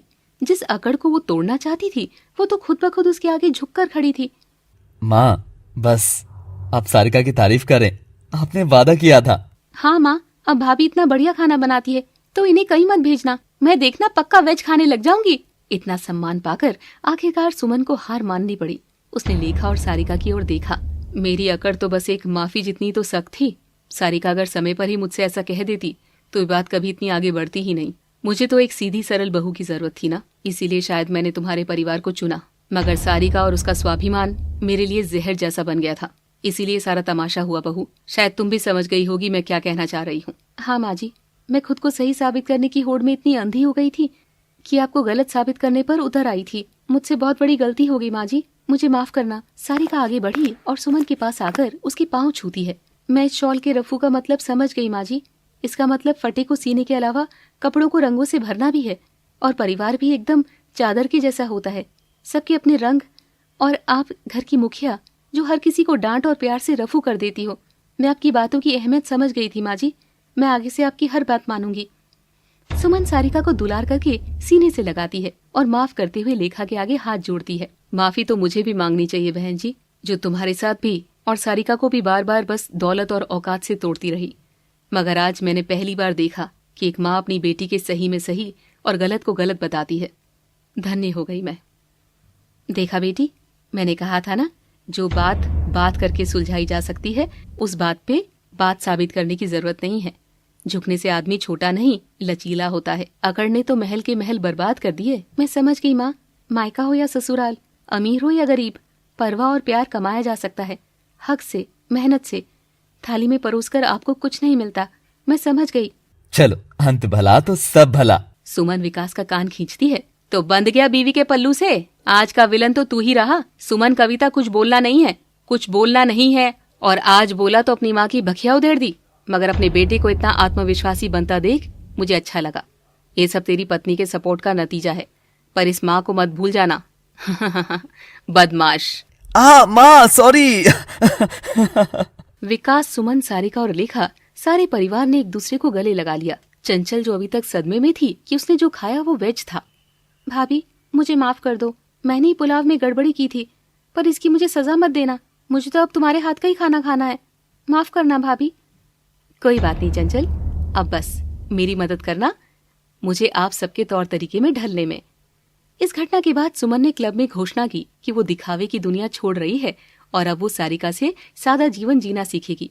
उसने सारिका को पूरे सम्मान के साथ मायके भेजा ही नहीं, बल्कि वो खुद भी अपनी बहू के साथ जाकर उसके घर में बुनाई, कढ़ाई, सिलाई भी सीखने की कोशिश करने लगी। इस तरह ससुराल में परवाह न मिलने पर भी इस गरीब बहू ने अपने हुनर और ईमानदार दिल से इस अतरंगी ससुराल में न सिर्फ अपनी जगह बनाई, बल्कि सबके दिलों को भी जीत लिया था। और एक माँ की सीख ने अपनी बेटी का घर बचा दिया। काका टीवी के दर्शकों से हमें उम्मीद है कि आपको ये इमोशनल कहानी पसंद आई होगी। ऐसी और भी पारिवारिक कहानियों के लिए हमारे चैनल काका टीवी को लाइक, शेयर, कमेंट और सब्सक्राइब करना ना भूलें। जल्दी मिलते हैं। बिशनपुर कस्बे की तंग गली में स्वर्गीय दीनानाथ जी का पुराना 2 मंजिला मकान था, जहां अब मनी बैंड का राज था। राकेश मीरा को ब्याह कर आज ही लाया था। गली के मुहाने से ही ढोल नगाड़े बजने शुरू हो गए थे। मीरा, जो घूंघट से झांक रही थी, उसने राकेश के कान में फुसफुसाया, जी ये बैंड बाजा का है? बारात तो कल रात ही खत्म हो गई ना। वो माँ का मन था, बोले कि बहू का स्वागत धूम धड़ाके से होना चाहिए। बाप रे, 5,000 का धुआं, इतने में तो ब्याह का एक कर्जा पट जाता। ई छठी मैया, ई मेरी सास पगली है का? घर के दरवाजे पर गेंदे के फूल नहीं, बल्कि शहर से मंगवाए नकली जरकन वाले प्लास्टिक के फूलों की लड़ियां लटकी थी, जो धूप में बुरी तरह चमक रही थी। रुको रुको, पहले बहू का ग्रैंड स्वागत होगा। बिमला, ए बिमला, देख रही हो, मेरी बहू आई है। बहू नहीं, लक्ष्मी आई है, लक्ष्मी। ई थाली देख रही है ना, सिल्वर की है। सिल्वर समझी हो? चांदी रे। और ई जो झूमर देखती रह रही हो ना दरवाजे पे, दरभंगा से मंगवाया है, 500 का एक लड़ी। 500? ये प्लास्टिक के फूल का? ये तो पटना के खेतान मार्केट में 100 रुपया में 3 गो मिलता है। बुड़बक सासू के चक्कर माँ, सबकी चादर फटेगी रे मैया। जैसे तैसे सब भीतर आए, पर जब अंदर घुसते ही मीरा का जी बैठ गया। पूरे आंगन में लाल रंग का नया कारपेट बिछा था, दीवारों पर ताजा रंग पोता गया था। आओ बेटी आओ, ई सोफा देखो, खास पटना से डिजाइनर से बनवाया है। जी माँ जी, बहुत बढ़िया है, पर थोड़ा टाइट नहीं है? टाइट नहीं रे, टिकाऊ है। बिमला ने अपनी बहू के ब्याह में पूरा सोफा ही लाल कपड़ा से मड़वा दिया था। छी, हम मनी बेन है, हम सेकंड हैंड का काम नहीं करते। ई ससुरी बिमला सोचे ही अमीर है, पैसे वाली है। अब मुंह बंद हुई ससुरी का। हाँ। तभी मीरा की नजर कोने में रखे नई कूलर पर पड़ी। घर में 3-3 खिड़की है, आंगन में फिर ये दिल्ली वाला कूलर का है। बिजली का बिल तो आसमान फाड़ देगा। ई लो, ये तुम्हारे मुंह दिखाई। उन्होंने एक डब्बा थमाया। मीरा ने खोला तो उसमें एक भड़कीली कश्मीरी सिल्क साड़ी थी। मीरा साड़ी की किनारी पर रुपया लिखा देखती है, जहां लिखा था 3000। सासू माँ, इतना खर्चा करने की क्या जरूरत पड़ गई थी? ब्याह हमार तुम्हारे ही बेटे के साथ हुआ था, कोनो भाग थोड़ी ना जाते। ई सब ना करती तब घर ही तो आते। ऊ धमधमवा बैंड, ई झमझम लाइटें, ई चांदवा की प्लेट और ई चटक सिलक की साड़ी, इतने में तो हमरे घर का पूरे महीने का खर्चा उठ जाता। अरे वो सब बातें तुम्हारे बाबूजी के घर का है, ई ससुराल है बिटिया, यहाँ का स्टैंडर्ड अलग है। कल जब मुंह दिखाई में बिमला और ऊ चंपा सब आएगी तो का हमरी बहू को सूती साड़ी में बिठाएंगे? नाक कटवानी है का हमरी? 3000 की साड़ी? 3000 मतलब राकेश जी के 5 दिन की पगार। हे भगवान। अगली सुबह मीरा तो भोर भोर में 4 बजे उठ गई। घर में सब सो रहे थे। वो आंगन में झाड़ू लगाने लगी। मनीबेन 7 बजे उठी। अरे ई का बहू, तुम झाड़ू लगा रही हो? जी माँ जी, आप उठ गई, लाइए पानी गर्म कर देते हैं।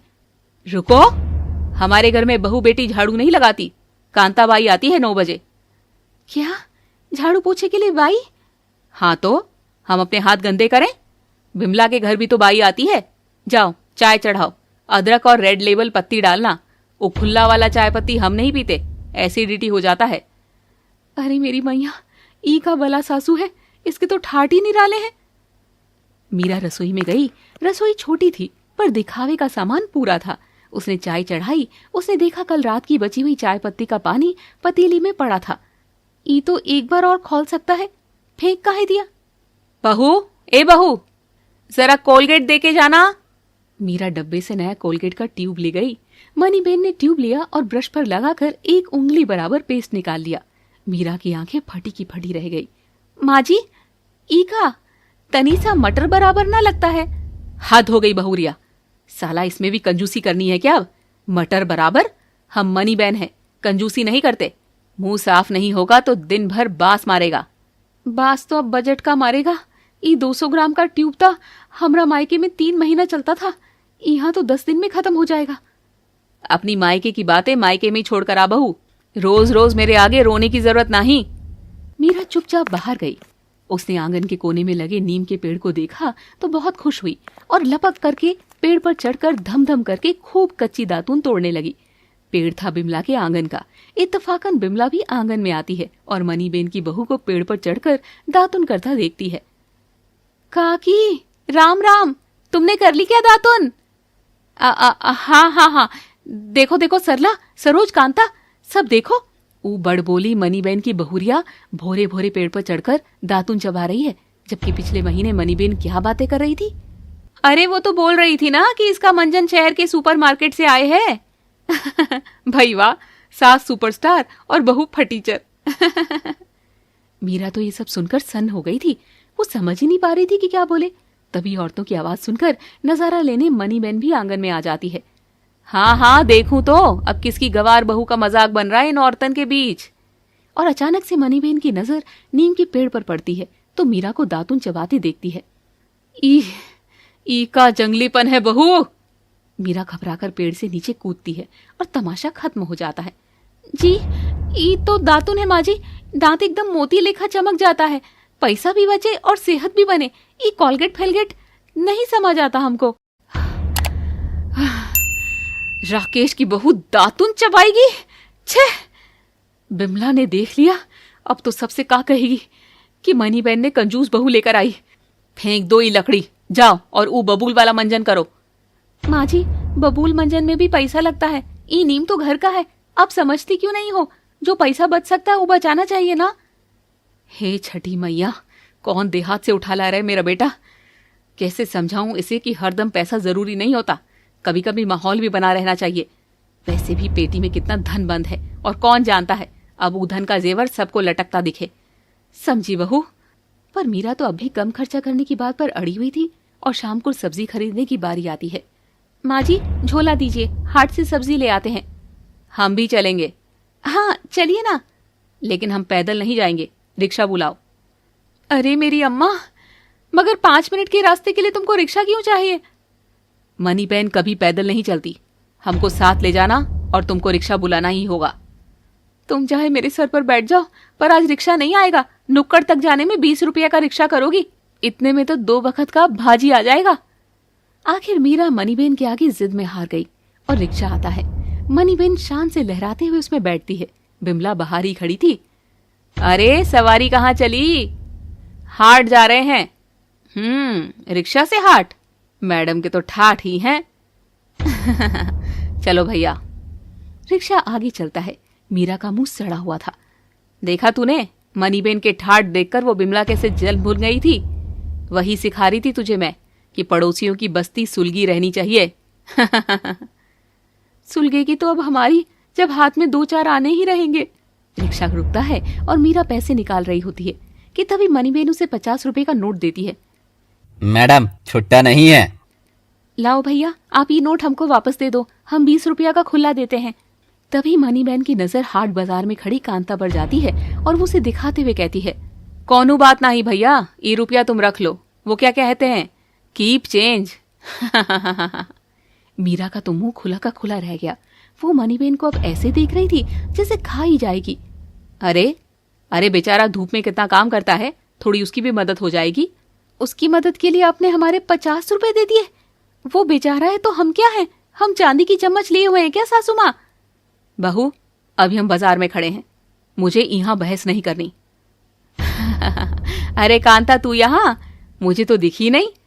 अच्छा, अभी वापस मत जाना, हमारे साथ ही चलना। हम रिक्शा से जाएंगे ना, अब पैदल चलने की आदत तो मेरी छूट ही गई है। हाट हाट है तेरे भी, हाट में भी रिक्शा। हो ना हो, मेरी बावली सास ने इस कांता को देखकर ही इतराकर उस रिक्शे वाले को 50 का नोट दिया होगा।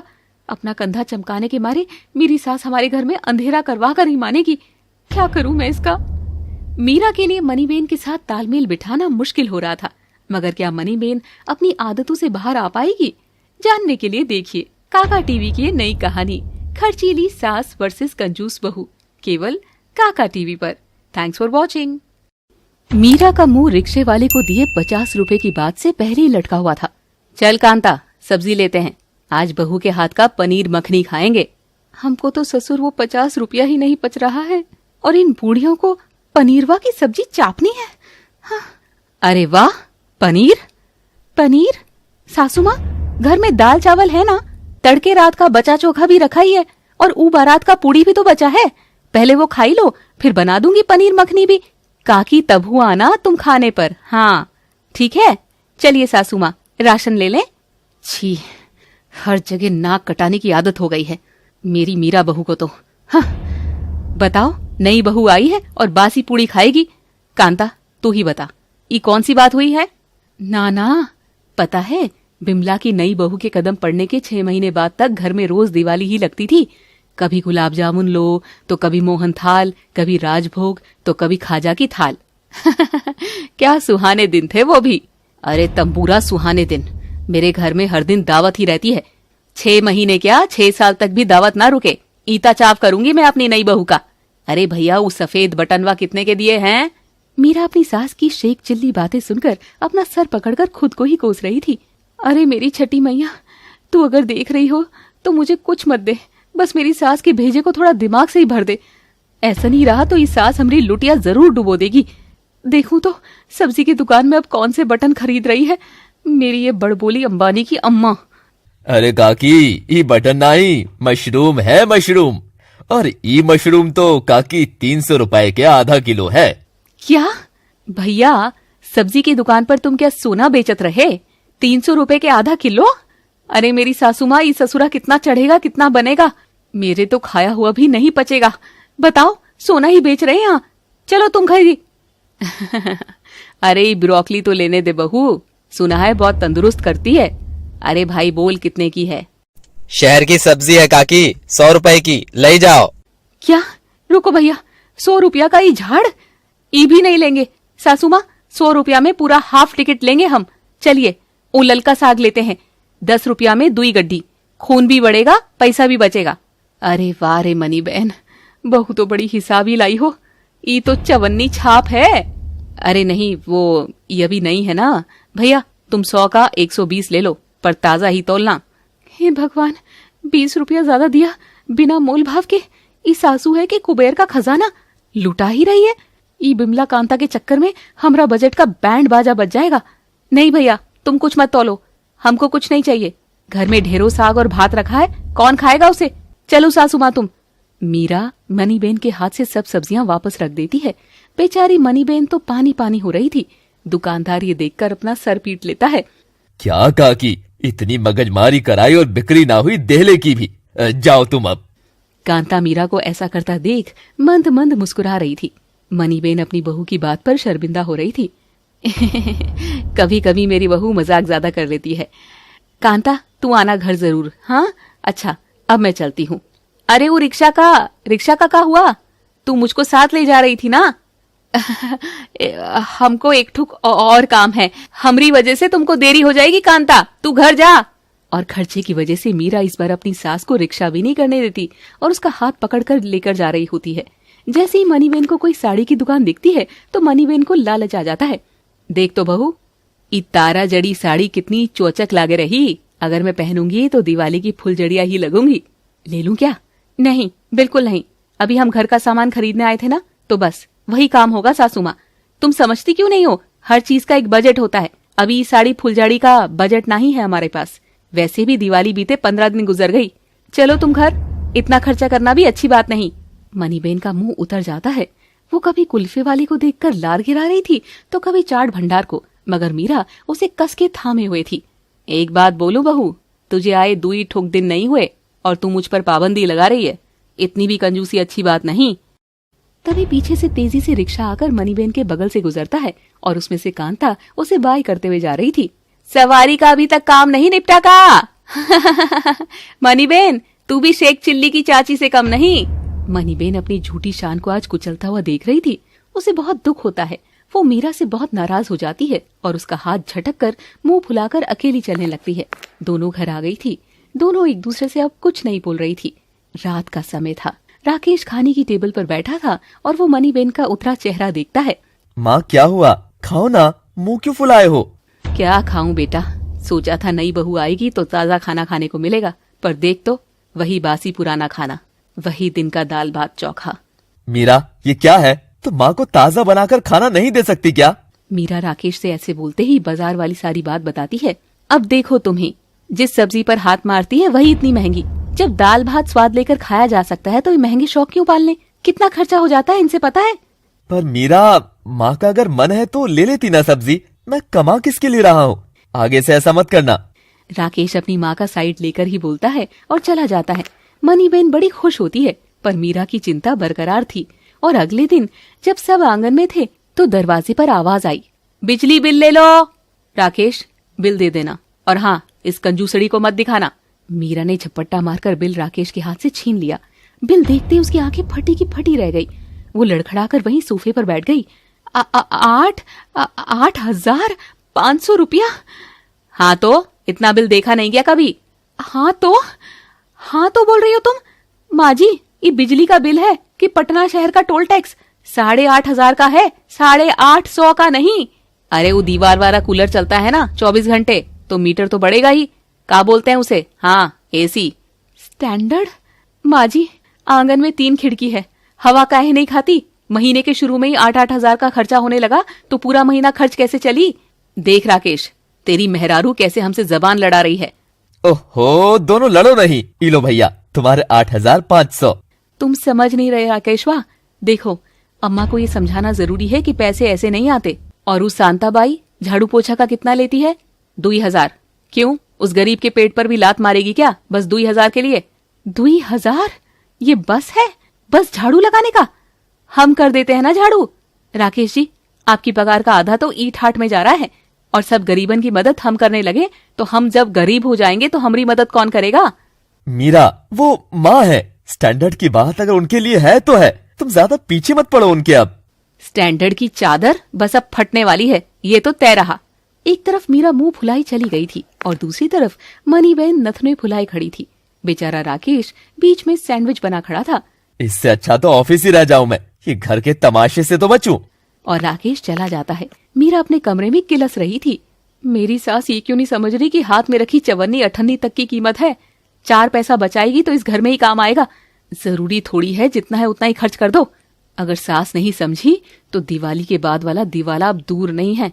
और ये दिन तो गुजर जाता है, मगर बड़ा तूफान आना अभी बाकी था। मनीबेन से मिलने कांता सवेरे सवेरे आ गई थी। कल तो तेरे घर से तेरी बहू की बड़ी ही चीखने की आवाजें आ रही थी मनीबेन। वो तो बस ऐसे ही। देख मनीबेन, तू मुझे अपनी सहेली मानती है ना, तो तुझे सच्ची बात कहूं कि ये कल की आई चूहिया तेरे घर के तौर तरीके बदलना चाह रही है। तेरे सब ठाट एक एक करके काटना चाह रही है। नहीं मनीबेन, तू भूल मत, तेरा नाम मनीबेन है, जो बनी ही पैसों में खेलने के लिए है।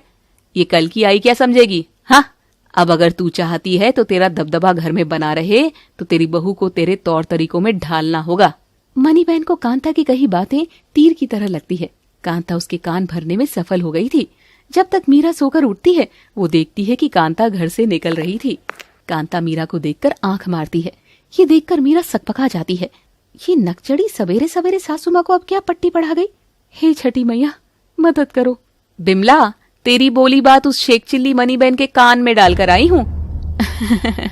शाबाश कांता, अब देख मनीबेन खुद ही कैसे अपना घर खराब करेगी। क्या मीरा मनीबेन को उसकी बेकार आदतों से निकाल पाएगी? देखिए आगे की कहानी केवल काका टीवी पर। Thanks for watching. Please do like, share, comment and subscribe. Meera अपने कमरे में बजट की चिंता में डूबी थी। वहीं मनीबेन कांता की भड़काने वाली बातों से सुलग रही थी। आज मुंह दिखाई की रस्म थी। मनीबेन ने तय किया था कि आज वो बिमला और कांता को ऐसा स्टैंडर्ड दिखाएगी कि उनकी आंखें चौंधिया जाए और मीरा को भी समझ आ जाए कि ई मनीबेन का घर है, कोनो देहात का खलियान नहीं। आज सुबह आंगन को फिर से सजाया गया था। मनीबेन अपने कमरे से चिल्लाई, ए बहू, राकेश की दुल्हन कहाँ मर गई? ई कश्मीरी सिल्क वाली साड़ी पहनो जो हम दिए थे। मीरा कमरे में आई। उसके हाथ में एक दूसरी साड़ी थी जो सुंदर पर साधारण थी। माँ जी, ई वाली पहन ले। वो 3000 वाली साड़ी तो बहुत भड़कीली है। दिन में कोनो डांस थोड़ी ना करना है, किसी रात के ब्याह शादी में काम आ जाएगी। छी, बस अपनी सास की बात ही काटनी है ना? जबान देखो, हम जो बोले हैं वो पहनो। आज बिमला और कांता आ रही है। क्या हमरी बहू को सूती पहना के बिठा दें? नाक कटवानी है हमरी। जा, और जेवर भी सब लाद लेना। जेवर? वो 3000 की साड़ी और ये मुरझाया फूल? कम से कम 5000 का और धुआं हो गया। हे छठी मैया, ये सासू हमको राकेश जी के साथ भीख मंगवा के ही मानेगी। मीरा बेमन से तैयार होने चली गई। तभी बाहर से केटरिंग वाले लड़के मिठाई और नमकीन के बड़े बड़े डब्बे लेकर आए। हाँ हाँ हाँ, इस सोफे के पास लगाओ। और सुनो, समोसा एकदम गरम रहना चाहिए और वो रसगुल्ला बड़ा वाला होना चाहिए। मीरा तैयार होकर बाहर आई थी कि उसकी नजर बिल पर पड़ी जो केटरिंग वाला मनीबेन के हाथ में थमा रहा था। 7,000 बस ये नाश्ता का? ये समोसा में कौन सा सोना भरवाया है? कल 8,000, आज 7,000, 15,000 तो 2 ही दिन में खप गई मेरी सासू। बेचारा मेरा पति सारे दिन जूता रगड़े और सास इधर अपनी शान ऊंची करे। कोई तो मेरी सास को समझाए कि ऊ का नाम ही मनीबेन है। करम से हम सब लोअर मिडिल क्लास ही हैं। देखो भैया, क्वालिटी में कमी नहीं होनी चाहिए। हम मनीबेन हैं, लोकल काम नहीं करते। बिमला की बहू की मुंह दिखाई में वो बूंदिया बिटवाया था। छी, हम तो पकवान खिलाएंगे, वो भी खासम खास को नहीं, पूरा मोहल्ला को। हाँ। मीरा ने अपना माथा पकड़ लिया। घर का कुल बजट 20,000 होगा और ब्याह के 3 दिन में 25,000 का खर्चा हो चुका था। आंगन औरतों से भर गया था। बिमला और कांता सबसे आगे वाले सोफे पर जज बनी बैठी थी। मीरा घूंघट डाले, 3000 की साड़ी और भारी जेवर लादे पसीने में भीग रही थी। औरतें एक एक करके मीरा को शगुन दे रही थी। किसी ने 51 दिए, किसी ने 101। ये ले पूरा 101 सगुन। बहू तो चांद का टुकड़ा है मनी बहन, एकदम लक्ष्मी है। लक्ष्मी तो है ही, बस तेरे कंजूस हाथ से लक्ष्मी नहीं छूटनी चाहिए। याद कर, तेरी बहू की मुंह दिखाई में हम 500 दिए थे। बिमला बेचारी का मुंह अब उतर गया था। इस बात पर मनी बहन गुमान करने लग जाती है। 500? वो मनी बहन, इस बार हाथ थोड़ा तंग है, घर का बजट बिगड़ा हुआ है। गुड्डन के कॉलेज की फीस का अचानक से नोटिस आया तो, और मीरा तो अपनी लड़की है, घर की ही है, और किसी दिन भी इसको सगुन दे दूंगी। निकल गई ना ठाठ, निकल गई रही सी। कोई बात नहीं, तू तो ये साड़ी देख, कश्मीरी सिल्क है, पूरे 3000 की। हम अपनी बहू के स्टैंडर्ड से समझौता नहीं करते, बजट तो फिर सेट हो जाएगा। साड़ी तो ठीक है, पर मनी बहन, आज के जमाने में बहू सुंदर हो उतना काफी नहीं है, बहू हिसाबी भी होनी चाहिए। 16 आने सच कही बिमला, खाली सूरत से काम नहीं चलता, घर तो सीरत और बरकत से चलता है। बहू को बचत आनी चाहिए, नहीं तो कुबेर का खजाना भी खाली हो जावे। मनी बहन का चेहरा तमतमा गया। उनकी ग्रैंड पार्टी में उन्हीं के 7000 के नाश्ते पर बैठकर ये दोनों चुड़ैले उन्हीं को बचत का पाठ पढ़ा रही थी। का मतलब, तुम दोनों हमारी बहू को कंजूस बोल रही हो या हमको फिजूल खर्च? अरे हम कंजूस नहीं, हिसाबी बोल रहे हैं। हिसाबी होना तो गुण है, और गुण की बात चली है तो सुना है मेरा बहू नीम का दातुन करती है। परसों हम छत से देखे थे। चुप चुप चुप कर बिमला, मेरी बहू संस्कारी है, वो कुछ भी करे, और हिसाब का बात तुम मत करो। जो रानी बन के 101 रुपया सगुन में दे रही हो, भीख दे रही थी का? भीख? मनी बहन, जबान संभाल के। हे भगवान, ये सासू तो सगुन पर ही लड़ पड़ी, इज्जत का कचरा हो रहा है। मीरा ने मौका देखकर धीरे से अपना घूंघट हटाया, चेहरे पर मासूमियत लाई और बिमला के पैर छुए। लो काकी, पांव लागी के 101। मैं कंजूस हूँ पर मान मनवार करना जानती हूँ। माँ जी शांत हो जाइए, बिमला काकी सही कह रही है, घर बचत से ही चलता है, और दातुन करना तो अच्छी बात है ना काकी, पैसा भी बचे और सेहत भी बने। तू चुप कर, ये बीच में कूदने की जरूरत नहीं है। देखा देखा मनी बहन, बहू खुद मान रही है, घर बचत से चलता है, खर्चे से नहीं। पैसा पेड़ पर नहीं उगता, पेड़ पर तो बस दातुन ही उगत रही। अब तू ये फालतू बात मत कर बिमला। ई देख, बहू को सोने की चेन भी तो डाली है मैंने। रुक, चश्मा लगा लूं, इतनी मरी सी चेन है, दिखेगी थोड़ी ही। अब मैंने तो बहू को 2 तोले का हार डाला था, वो भी असली सोने का। अब बात मनी बेन के ईगो पर लग जाती है। तो यही बात है तो मेरी बहू 5 तोले का सेट पहनेगी अब, समझी? कंजूसड़ी। मुझे कंजूस कह रही है? चल कांता, अपनी पत्तल पैक करवा ले चल। कांता बिमला अपना खाना पैक करवा कर बाहर निकलकर एक दूसरे को ताली मारती है। देखा कांता, उस नकचड़ी मनी बहन की सारी बात काटकर कैसे मैंने दोनों सास बहू के बीच फूट डाल दी। मेरे सामने स्टैंडर्ड का राग गाएगी क्या? ऊपर से 101 सगुन में डाला 101 वापस मिल गया, और समोसा रसगुल्ला भी। वैसे बहू को सच में 2 तोले का हार डाला था क्या तूने? अरे नहीं रे कांता, वो तो पीतल पर सोने का पानी चढ़ाकर दिया था। इन नई बहुओं के हाथ में कभी इतना जेवर नहीं देना चाहिए, कहीं भाग गई तो। हाँ, बेचारी मनी बहन अब सो ही नहीं पाएगी। दोनों पड़ोसने तो आग लगाकर चली गई थी। मीरा भी थक गई थी, वो आराम करने चली गई। पर मनी बहन कहाँ आराम करने वाली थी, वो झोला उठाकर निकल पड़ी। और शाम जैसी हुई, मीरा देखती है कि सोफे पर फिर से बिमला और कांता विराजमान थी। अरे काकी, कोई काम था क्या? आप दोनों यहाँ? जे तो तू तेरी सास से पूछ, हम दोनों को ऐसे बुलाई है जैसे कोई अजूबा दिखाएगी। हाँ, अजूबा ही दिखाना है। ये कहकर मनीबेन थैले में से एक मखमल का डब्बा निकालकर सोफे पर पटक देती है। कांता बिमला हैरान होकर उसे खोलती है तो उसके अंदर एक 5 तोले का सोने का हार था। दोनों पड़ोसनों का मुंह उस हार को देखकर खुला का खुला रह गया था। ये देखकर मनीबेन बहुत इतरा रही थी। सत्यानाश, 5 तोला माने 1 लाख का कर्जा। ये बुढ़िया हमका सड़क पर ले आएगी।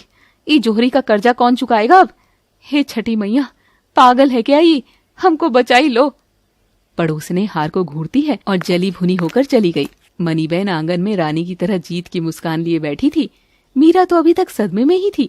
राकेश घर लौटा तो खुश था। मनीबेन ने हार वाली जीत की कहानी उसे मिर्च मसाला लगाकर सुनाई। वाह माँ, आज तो तुमने धमाल कर दिया। बिमला काकी का चेहरा देखने लायक होगा। हम मनीबेन हैं, इज्जत कमाना जानते हैं। चल तू खाना खा। मनीबेन गर्व से इठलाती हुई चली गई। राकेश कमरे में आया। मीरा चुपचाप बैठी थी। वो हार का डब्बा उसके सामने बंद पड़ा था। क्या हुआ मीरा, खुश नहीं हो? 5 तोला का हार दिया है अम्मा ने। हार है कि फांसी का फंदा? और अम्मा ने दिया है या तुम्हारे ही माथे मंडा है? अपने ही बेटे की जेब काट कर ई बुढ़िया हमारे लिए महल बुन रही है या इस घर की नींव तोड़ रही है? मीरा, ये क्या बदतमीजी है? हम क्या कर रहे हैं बदतमीजी? तुम जाकर अपनी माँ से पूछो इस हार का पैसा कहाँ से आया। राकेश को होश आता है और वो समझ जाता है कि मीरा की चिंता गलत नहीं है। अम्मा, ये हार का पैसा तो तुम दे आई हो ना? वो क्या है बिटुआ? वो मत करो, तुम सच बोलो अपने लड़के से। हमसे ना सही अपने लड़के से तो सच बोल दो अम्मा। वो तुम्हारे नाम लिखवा आए। ज्यादा नहीं है बिटवा, बस 1 लाख ही तो है। तू दे देगा ना? देख, आज मेरी नाक पर आ गई थी बात तो क्या मैं चुप बैठ जाती? हाँ। राकेश अपना सर पीट लेता है और मीरा अपनी सास को घूर कर देखती है। अब क्या होगा राकेश जी? 8,000 का बिजली बिल, 7,000 का नाश्ता और 1 लाख का हार, 1.25 लाख का कर्जा 3 दिन में। हम पागल दिख रहे हैं का? तो बेटा तू मेरे ई लाख का खर्चा नहीं कर सकता? तेरी माँ क्या इस लायक भी नहीं है? मनी बहन ने अब बेचारा सा मुंह कर लिया था। राकेश बेचारा माँ की ममता की ओर देखे या बीवी की जिम्मेदारी की ओर। फिर से बन गया सैंडविच। और का? और कुछ बाकी है बर्बाद होने को? ऊ जौहरी, चमन लाल, वो सीधा आदमी नहीं है। वो ब्याज पर पैसा देता है और वो अगले महीने नहीं, अगले हफ्ता पैसा मांग रहा था। माँ जबरदस्ती महीना बोल के आ गई है। अगर हफ्ते में पैसा नहीं दिए तो वो घर आ जाएगा। मीरा की आंखों के आगे अंधेरा छा गया। मनी बहन की झूठी शान ने घर को तबाही के मुहाने पर लाकर खड़ा कर दिया। क्या कंजूस बहू मीरा इस आग को बुझा पाएगी या खर्चीली सास मनी बहन का स्टैंडर्ड पूरे घर को ले डूबेगा? जानने के लिए देखिए खर्चीली सास वर्सेस कंजूस बहू का अगला एपिसोड केवल काका टीवी पर। Thanks for watching. कमरे में सन्नाटा पसरा था। राकेश के शब्द वो अगले हफ्ते पैसा मांग रहा था अभी भी गूंज रहे थे। मनी बहन का चेहरा जो 5 तोले के हार की जीत से चमक रहा था अब हल्दी की तरह पीला पड़ गया था। अगले हफ्ता? अरे वो चमनवा पागल हो गया का? हम 1 महीना बोल के आए थे।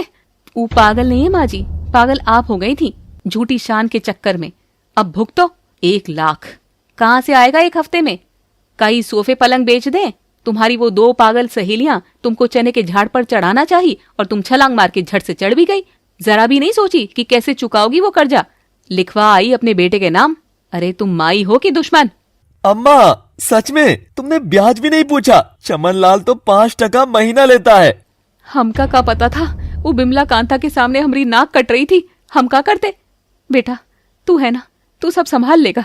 1 लाख ही तो है, इतना तो तेरे भी खाते में पड़ा होगा। लो अब बेटा संभालेगा।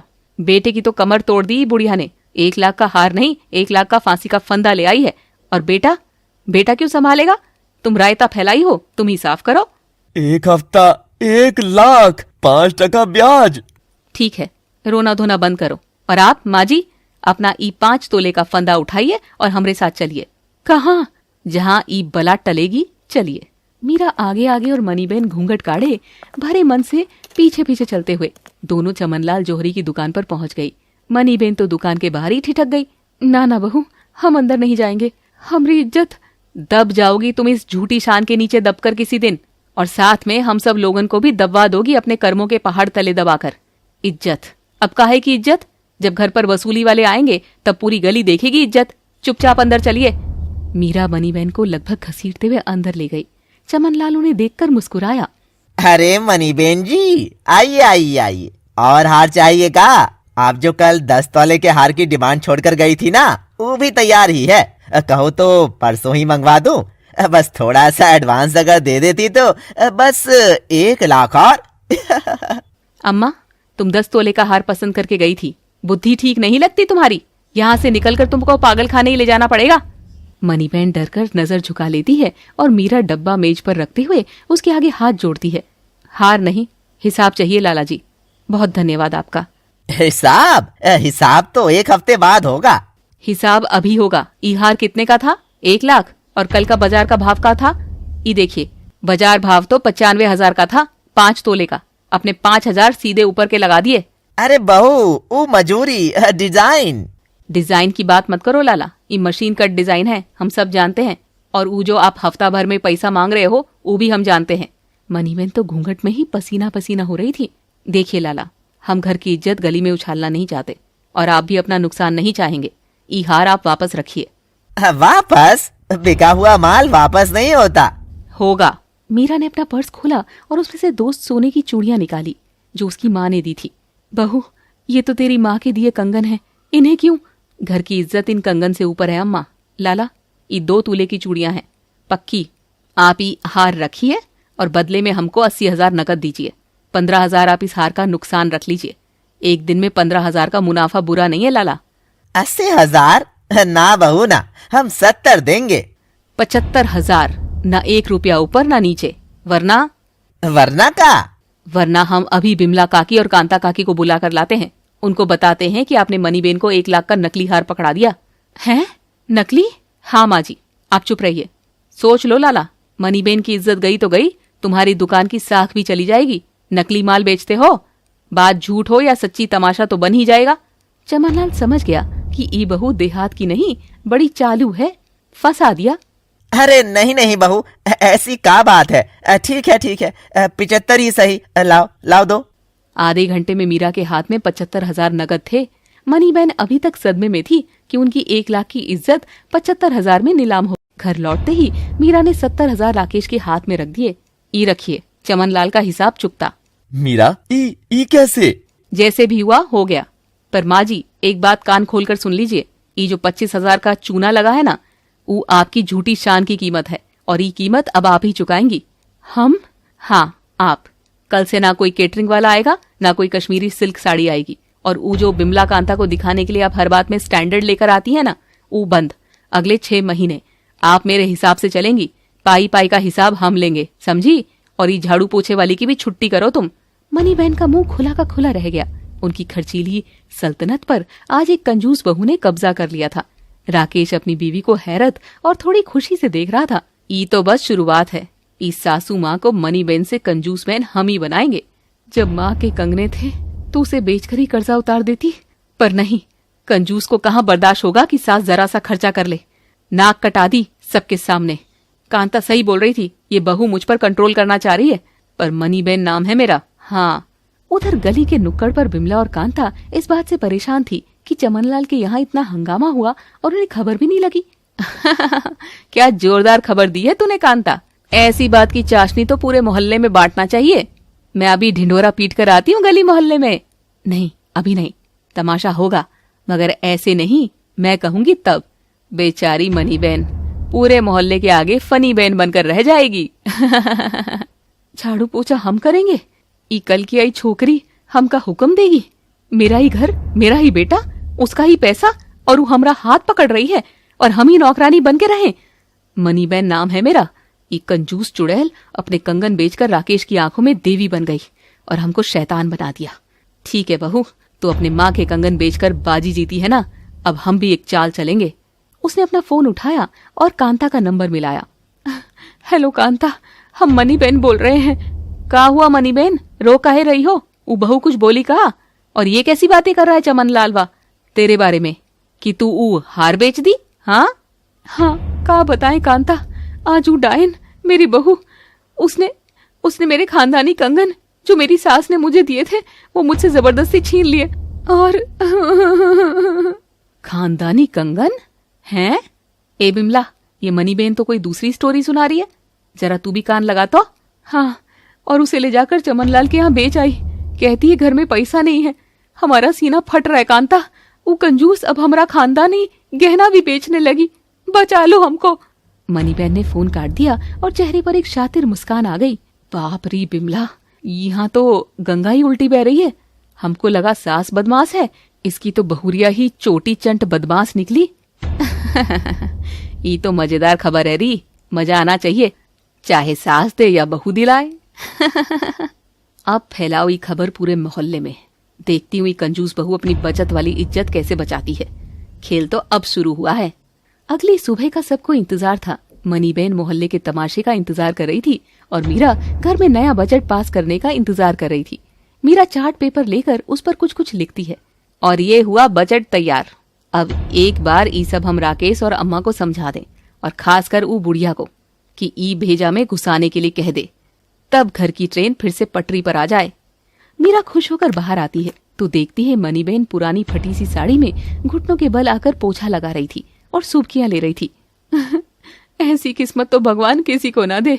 मनीबेन से नौकरानी बेन बन गई मैं तो। हे माँ।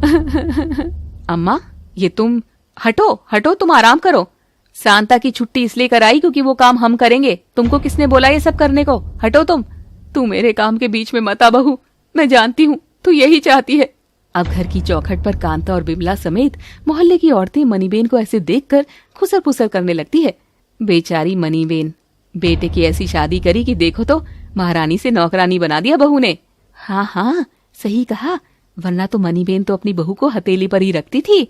मनीबेन बहू को बेइज्जत होता देखकर खुश हो रही थी और वो और एक्टिंग करने के लिए बाल्टी उठाकर इधर से उधर जा रही थी कि गीले फर्श पर उसका पांव ऐसा फिसला कि मनीबेन सटपट गिरती है धम। अम्मा! क्या मनीबेन का ड्रामा पड़ेगा उस पर ही भारी और मीरा कैसे संभालेगी अपनी सास की नौटंकी? जानने के लिए देखिए कहानी का आखिरी भाग केवल काका टीवी पर। Thanks for watching. अम्मा! मीरा की चीख पूरे आंगन में गूंज उठी।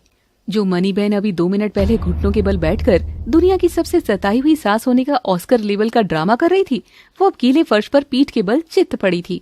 पर इस बार उनकी आंखों में नकली आंसू नहीं, असली दर्द की हैरत थी। सच ही कहा है, सबका हिसाब यही हो जाता है। आय हाय दैया, मर गई रे। हमरी कमर, हमरी टांग टूट गई रे, सब टूट गया रे। मीरा घबराई हुई उनकी तरफ लपकी। बाहर खड़ी बिमला, कांता और मोहल्ले की औरतें जो अभी तक बहू की दुष्टता पर खुसर पुसर कर रही थी, एकदम से चुप हो गई। वहां अब बस मनीबेन की दर्द की चीख गूंज रही थी। अरे बाप रे, ये तो सच में गिर गई, या एक्टिंग जरा ज्यादा नहीं हो गई? चुप कर, अब देख तमाशा। हड्डी टूटी तो बहू को ही दोष देगी। अब ऐसी दुष्ट बहू मिले तो कोई भी गिर जाए। देखो तो कैसे अकड़ कर खड़ी है अभी भी। बेचारी मेरी सहेली की हड्डी तोड़ दी। अरे इसने क्या बिगाड़ा था तेरा? तुझे तो हथेली पर रखती थी ना, हथेली पर। एक तो 5 तोले का हार दिया इसने ऊपर से, और देखो इस चालबाज ने हार लिया तो लिया, बेचारी मनीबेन का खानदानी कंगन तक बिकवा दिया। भगवान ऐसी बहू तो किसी दुश्मन को भी ना दे। राम राम राम राम राम। बिमला के ऐसे भड़कते हुए कमेंट को सुनकर अब वहां खड़ी औरतों ने मनीबेन के दर्द को तो अनदेखा कर दिया, मगर मीरा को जली बुनी खूब सुनाने लगे। मीरा की निगाहें बस अपनी सास के चेहरे पर फैले दर्द पर थी। चुप करो, भगवान के लिए अभी चुप होकर मेरी मदद करो। अम्मा गिरी हुई है काकी। मीरा ने घबराते हुए मनीबेन को उठाने की कोशिश की। अम्मा उठो, अम्मा लगी तो नहीं? छोड़ दे हमका, दूर हट। तू ही हमका गिराई है। डायन हमारी टांग तोड़ दी। राकेश, अरे कहाँ मर गया रे? देख तेरी माँ को तेरी लुगाई ने मार डाला। राकेश, जो अंदर बजट चार्ट के बारे में सोचकर पहले ही तनाव में था, चीख सुनकर बाहर आया। अपनी माँ को जमीन पर पड़ा देखकर तो उसके होश उड़ गए थे। अम्मा, ई क्या हुआ? और का होगा बेटा, बहू ने सुबह सुबह पोंचा लगवाया, अब बेचारी बुढ़िया फिसल गई। चुप रही काकी, आप लोग आग लगाना बंद कीजिए। तुम हटो सब, हम देखते हैं। राकेश और मीरा ने जैसे तैसे उन्हें उठाने की कोशिश की, पर जैसी मनीबेन ने उस पैर पर वजन डाला, उनकी एक दिल दहला देने वाली चीख निकली। उनका बायां पैर अजीब तरह से मुड़ गया था। मीरा का चेहरा सफेद पड़ गया। वो समझ गई थी कि मामला गंभीर है। इनका पैर टूट गया है, रिक्शा बुलाइए। मामला सीरियस है। का सीरियस है डॉक्टर? जरा मोच ही तो आई है, गरम पट्टी बांध दो। मोच नहीं है, माई की दोनों हड्डियां टूटी हैं। मतलब साफ है, ऑपरेशन करना पड़ेगा। पैर में स्टील की रॉड डालनी पड़ेगी। अभी तो मैं प्लास्टर करके घर भेज रहा हूँ, अब जल्दी ऑपरेशन करा लेना। ऑपरेशन और रॉड शब्द सुनते ही मनीबेन के होश उड़ गए। डॉक्टर, खर्चा कितना आएगा? देखिए, ये कोई सरकारी अस्पताल तो है नहीं। Imported rod, operation charge, room का किराया, दवाइयाँ सब मिलाकर आप मोटा 1.5 लाख का खर्च आएगा। 1 लाख का कर्जा भी उतरा नहीं था कि ये 1.5 लाख की नई तोप सामने आकर खड़ी हो गई। मनीबेन की आंखों के आगे अंधेरा छा गया। दोनों मनीबेन को घर ले आते हैं। 1.5 लाख? हे भगवान, हम का कहे थे, ये बहू कुलच्छनी है। पहले हमारू हार बिकवा दी और अब हमारी टांग तुड़वा के 1.5 लाख का बिल बनवा दी। कहाँ से आएगा इतना पैसा राकेश? बेटा तेरे खाते में? अम्मा, खाते में बस 12,000 रुपए है। तनख्वाह अगले हफ्ते आएगी। मनीबेन अब जोर जोर से रोने लगी। मीरा कुछ नहीं बोल रही थी, बस चुप होकर सब सुन रही थी। सारे ताने, सारा कलेश जो उसके इर्द गिर्द चल रहा था। हम लंगड़ी हो जाएंगे, हम भीख मांगेंगे, ये बहू हमका सड़क पर ले आई, नहीं कराना ऑपरेशन, मैं रेंग कर चल लूंगी बेटा। राकेश अपनी माँ की बेबसी और अपनी लाचारी पर बस खड़ा कांप रहा था। तभी मीरा जो चुप खड़ी थी सब नजरअंदाज करके कमरे में चली गई। राकेश और मनीबेन दोनों ने उसे घूरा। मीरा 5 मिनट बाद अपना एक पुराना पर्स लेकर बाहर आई। हेलो डॉक्टर, कल के लिए ऑपरेशन की डेट फिक्स कर दो। हैं? तू कहाँ से लाएगी पैसा? का अब तू ये घर बेचने वाली है? मीरा ने अपना वही पुराना साधारण सा पर्स खोला। राकेश और मनीबेन देख रहे थे। मीरा ने पर्स से रुमाल, चाबियां और कुछ खुले पैसे निकाले। फिर पर्स की एक अंदरूनी जिप खोली। उस जिप के अंदर प्लास्टिक में लिपटी एक पासबुक थी और नोटों की कई गड्डियां जिन पर रबड़ बैंड चढ़े थे। मनीबेन की आंखें फटी रह गई। मीरा ने शांति से गड्डियां निकाली। उन पर छोटे छोटे कागज की पर्चियां लगी थी। घर की बचत, दवाई, इमरजेंसी, राकेश जी के कपड़े, भविष्य, माँ जी का इलाज। उसने माँ जी के इलाज वाली गड्डी उठाई, उसमें से कुछ नोट निकाले। फिर भविष्य वाली गड्डी से कुछ नोट निकाले। उसने पैसे गिने 50,000 और राकेश के हाथ में दिए। मेरा पैसा एडवांस जमा करवाओ, कल सुबह 10 बजे ऑपरेशन है, बाकी पैसा भी हो जाएगा। मैं अम्मा के पास हूँ, आप जाओ। मनीबेन सब देख रही थी। उसका रोना बंद हो चुका था। वो बस अपनी कंजूस बहू को देख रही थी जिसने अभी अभी 50,000 रुपए ऐसे निकाल दिए थे जैसे पर्स से कंघी निकाली हो। पर इतना पैसा तुम्हारे पास? ये हमारी बचत है अम्मा, जो हम हमेशा से थोड़ा थोड़ा करते रहे। काहे की बचत? तू तो अभी ब्याह के आई है, जरूरी पैसा तू अपने मायके से? नहीं माँ जी, शादी ब्याह का पैसा से लेकर ये पैसा हम आपकी दी हुई कंजूसी से बचाए हैं। वो जो आप हमको हर सब्जी के 10 रुपए गिनाकर देती थी, हम उसमें से 2 रुपए बचाते थे। वो जो आपने हमको सूती साड़ी पहनने को मजबूर किया, हमने कश्मीरी सिल्क के 2500 रुपए बचाए। वो जो आपने हमको झाड़ू पोछे वाली हटाकर खुद काम करने को बोला, हमने ऊ के 1500 रुपए बचाए। क्या इन सब से इतना पैसा बचा? हाँ अम्मा, छोटी छोटी बचत से इतना बन गया। आप हमको कंजूस बहन बोलती थी ना, सही बोलती थी। हम हैं कंजूस, पर हमारी कंजूसी आज आपकी टांग का ऑपरेशन करवा रही है और हर बचत से हर खर्च का मैंने बजट बना के रखा है। इसीलिए आपका इलाज रुकेगा नहीं अम्मा। मनीबेन बस चुप हो गई थी। अगले दिन ऑपरेशन सफल रहा और वो घर पर भी आ गई। अब मनीबेन बिस्तर पर लेटी थी। मीरा मनीबेन को पंखा डालने के लिए उनके पास बैठी थी। बहू जी अम्मा, हम बहुत बुरे हैं ना? मीरा का हाथ रुक गया। मनीबेन की आंखों से आंसू बहने लगे। इस बार ये आंसू असली थे। मैं घमंड में अंधी हो गई थी। वो बिमला कांता के सामने अपनी झूठी शान, स्टैंडर्ड, ये सब दिखाने के चक्कर में मैं अपना ही घर बर्बाद कर रही थी। हम तुमको डायन, कंजूस, कुलच्छनी, काका नहीं बोले, और तूने अपनी माँ के कंगन भी बेच दिए और अभी ये सारा पैसा। अम्मा तुम बुरी नहीं हो, तुम बस हिसाब से रहना भूल गई थी। तू हमका माफ कर दे बहू, हमका माफ कर दे। हम समझ गए तू इस घर की असली लक्ष्मी है। अरे नहीं अम्मा, अब ये रोना धोना बंद कीजिए। लक्ष्मी आप भी हैं, बस जरा खर्चीली वाली हैं। अब देखिए, मीरा ने अपना वही बजट चार्ट निकाला। बजट तो आपको अभी भी फॉलो करना ही पड़ेगा। देखिए, कंजूस होने का मतलब ये नहीं कि पैसा खर्च मत करो। कंजूस होने का मतलब है पैसा सिर्फ जरूरत पर खर्च करो। मनीबेन ध्यान से सुन रही थी और मुस्कुरा रही थी। ये 1.5 लाख का खर्चा ये जरूरत थी, इस पर खर्च होना ही था। पर वो जो 7,000 के समोसे और 1 लाख का हार था, वो झूठी शान थी। अगर वो पैसा बचता तो आज आपको अपने भविष्य वाली बचत को हाथ नहीं लगाना पड़ता। हम पैसा क्यों बचाते हैं अम्मा? ताकि जब ऐसी मुसीबत आए तो हमें बिमला काकी या चमनलाल जैसे लोगों के आगे हाथ ना फैलाना पड़े। अपनी इज्जत, अपना स्टैंडर्ड अपने हाथ में रखना, इसी को असली शान कहते हैं। मनीबेन अपनी बहू के मुंह से स्टैंडर्ड की ये नई परिभाषा सुनकर बस देखती रह गई थी। आज उन्हें कंजूस और हिसाबी होने का फर्क समझ में आ गया था। तू सही कहती है। आज से ये घर, ये बजट सब तेरे हवाले। तू जैसे कहेगी हम वैसे ही चलेंगे। हम भी सीखेंगे ये हिसाबी बनना, 2 रुपया बचाना। अकेले हम क्यों, हम दोनों, आप खर्चीली सास और हम कंजूस बहू, दोनों मिलकर बैलेंस्ड बजट बनाएंगे। 2 महीने गुजर गए। मनीबेन अब व्हील चेयर से उठकर छड़ी के सहारे चलने लगी थी। घर के काम भी करने लगी थी। ई बहू, ई मटर 40 रुपए किलो को दिया है, महंगा है। कल मंडी से राकेश को बोलना 30 रुपए वाला लाए, पूरे 10 रुपए बचेंगे। जी अम्मा। क्यों रे मनीबेन, अब कैसी ये टांग? सुना है बहू ने बड़ा पैसा खर्च किया। कहाँ गया तेरा स्टैंडर्ड? हाँ, पहले 5 तोले का हार, अब 1.5 लाख की टांग। कर्जा ही कर्जा, हाय दैया। कर्जा नहीं है बिमला, वो हमारी बचत थी। तू भी करना सीख। नहीं आता तो मेरी बहू से सीख।